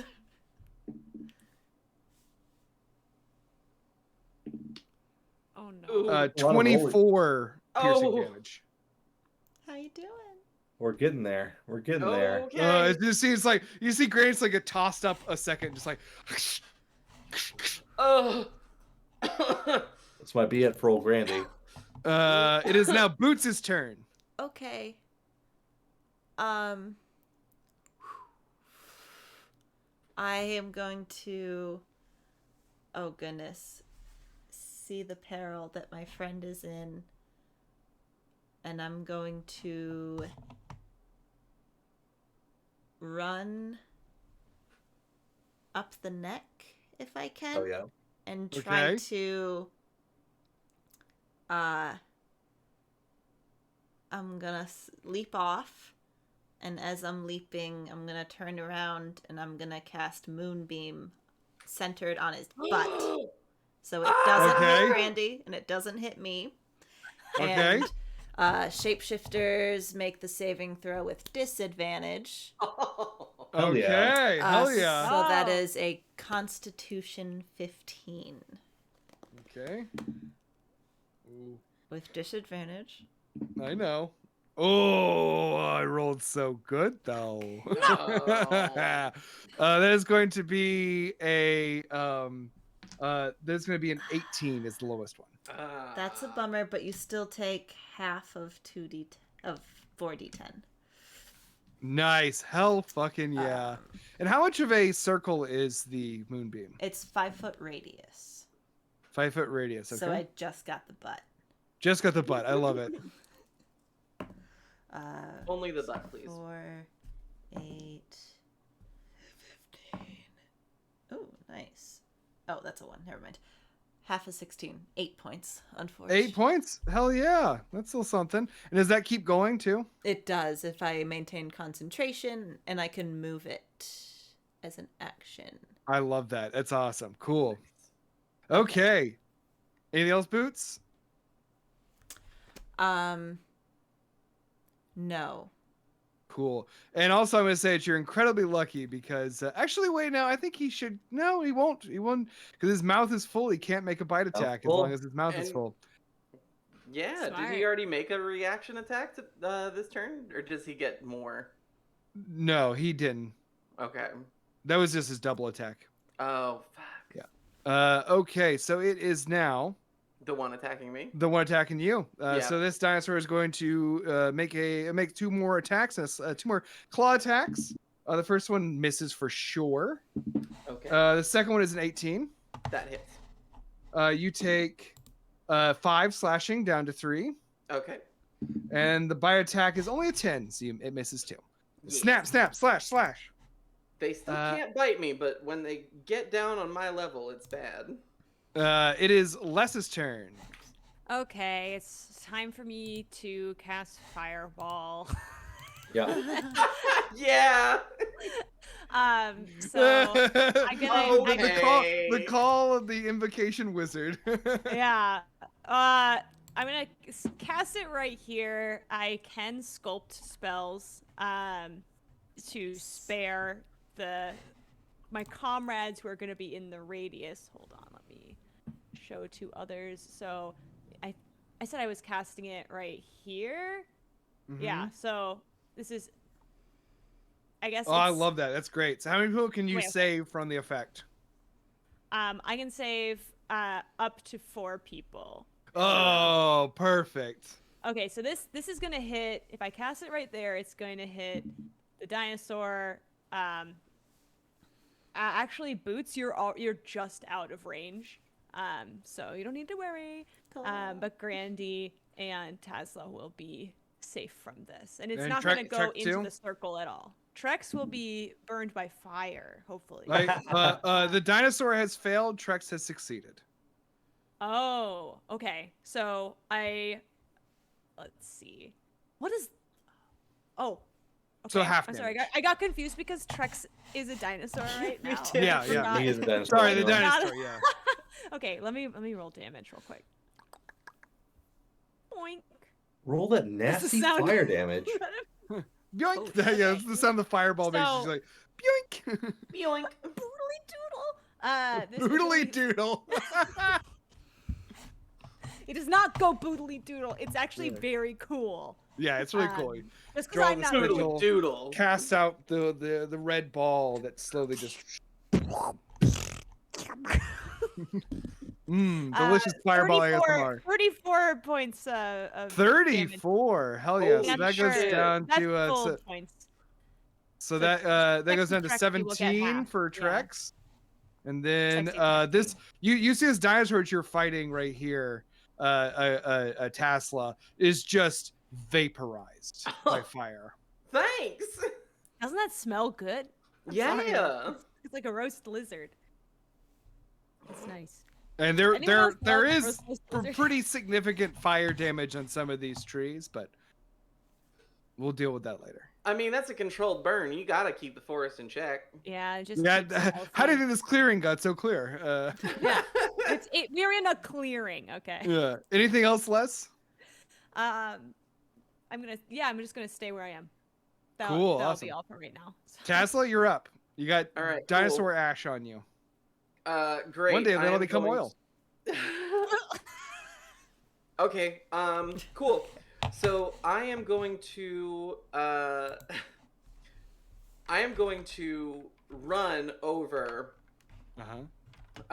just a little bit, and then instead of jumping, I am going to teleport 20 Cool. feet up Okay. and attack the jaw of the dinosaur from the back of Trex's head. Okay. So boop. So oh, that's not. I rolled d12s for some reason. Barbarian. Yeah, that's it. That's exactly it. All right. Okay, does a 15 hit? Yes. Okay, that's great because a nat 20 also hits. Oh. Hey! Oh! Okay. We're so gonna count that's- the nat 20 as the one on the job because you get like you land and then you get But Okay. yes, roll your damage. Okay, so my d12s come back. Great. Oh, that's so good. Okay, so that's 12, 26, 36, no, 30, no, 40 points of damage because I keep forgetting to add the +2 for strength-based attacks because I'm in rage. Damn. So 40 damage on this T-Rex, just like, yeah! And I'll say, I'm sure this is what you're trying to do, is you bring down your axe, you hit Trex right in the jaw, and the pure force of the blow causes his mouth to open. Grandy, you are tossed, you are prone right here. Oh, thank goodness. Thank you. Hell No yeah. problem. And Trex snarls at you now, seeing you, like turning his head to spy you with his big eyes. Around you, the oscillation between the red and the green glows more rapid. Yep. Back and forth as both sides seek to take control of the rhythm of the music. Okay, it is now that dinosaur's dead, so it's up to Grandy. Grandy, after that, Trex. All right. Dungeon Master, Yes. I have a point of inspiration. Yes. Would you trade me that point of inspiration for a warlock spell slot? Ooh, an interesting proposition. Ooh. I will Persuasion. allow it. This is a one shot. I will allow Okay. that. Then I would like to drop a fireball right here. Behind Actually, right here. to damage the right. To get these the people in the coven and also the back end of this T-Rex. Trex. I just got it. Jesus, I just got it too. Jesus Christ. Wow. Yep. Yeah, unbelievable moment realizing that. Don't break the right. Huzzah! Huzzah! Huzzah. Yeah, can you measure, is there a way, can I get 20 feet where I get part of Trex and Patricia and Agatha and not anybody else? Let's see. 1, 2, Right there? 1, 2, 3. Let's see. 1, 2, 3. Nah.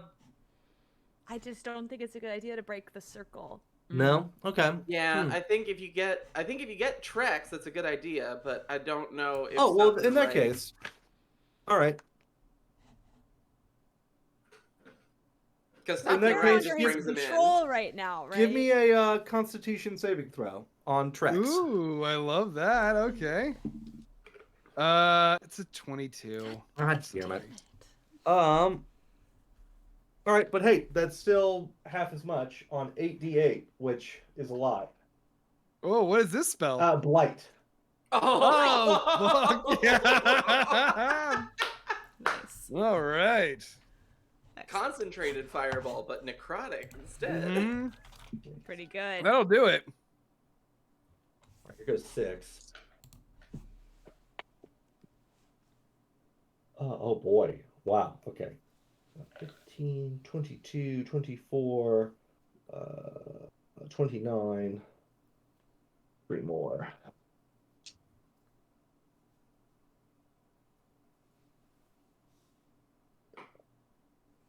35, 40, 46. So 46 divided by 2 is 23. 23. Okay. 23 necrotic damage. 23 necrotic damage. Would you like to give us any sort of flavor text as you cast the spell?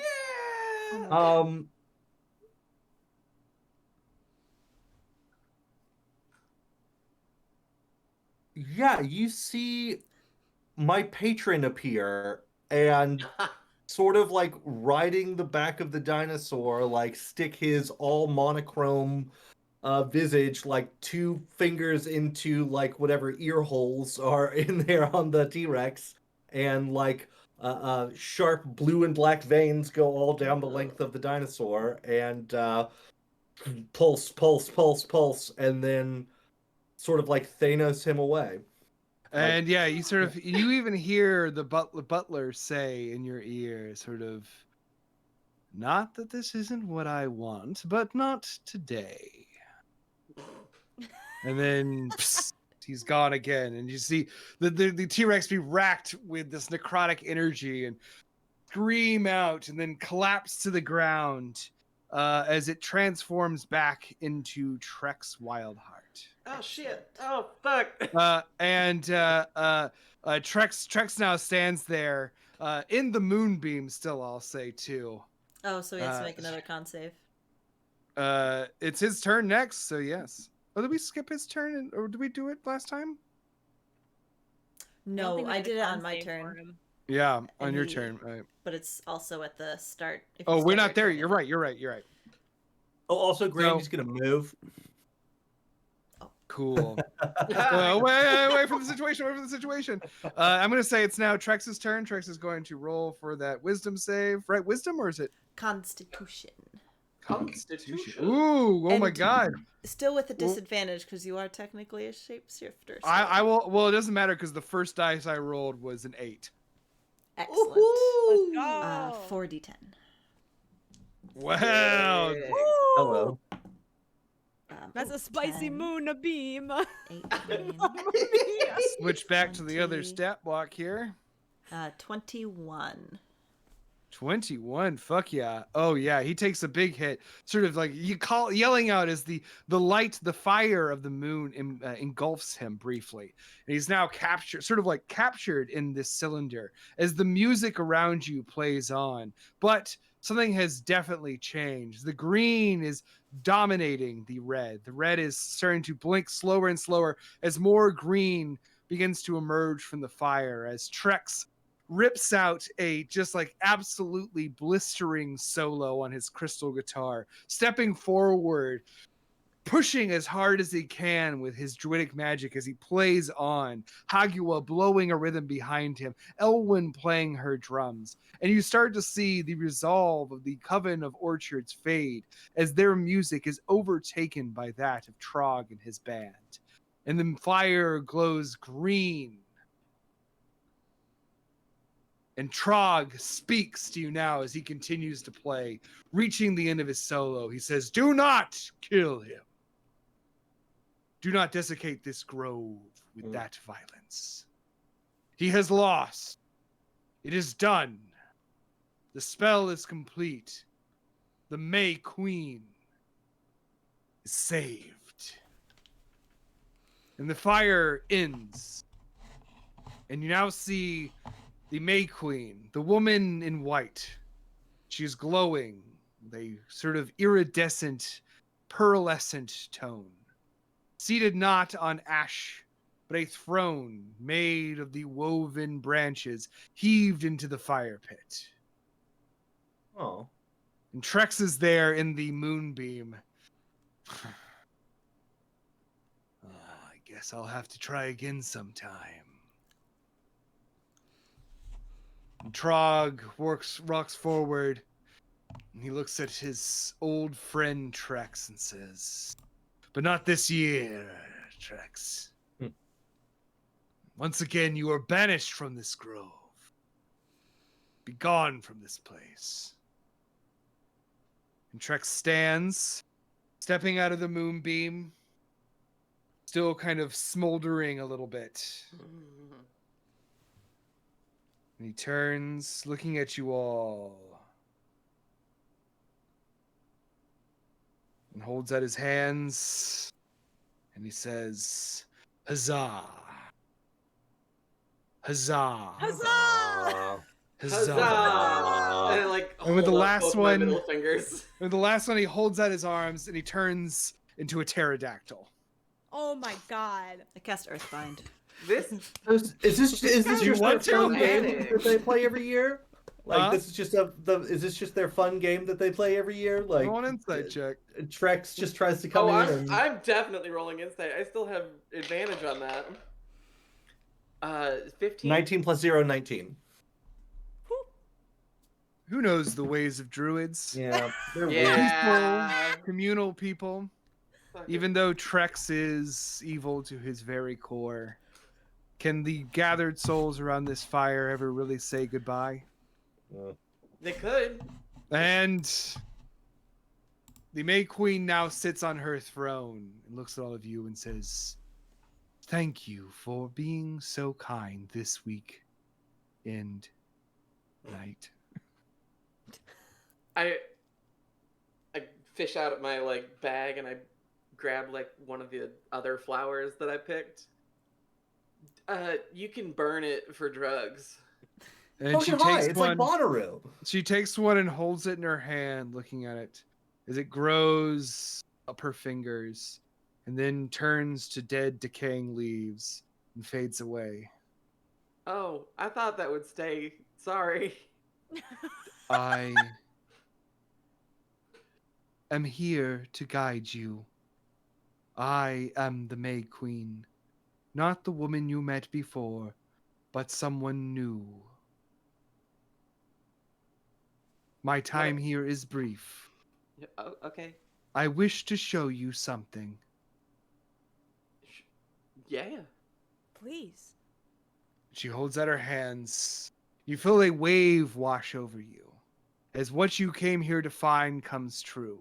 You all gain a sudden insight, a knowledge into defeating the great evil that has overtaken the realm. You now know to go find the library in the Four Coins City. You know that somehow this plant, Luxia, is involved.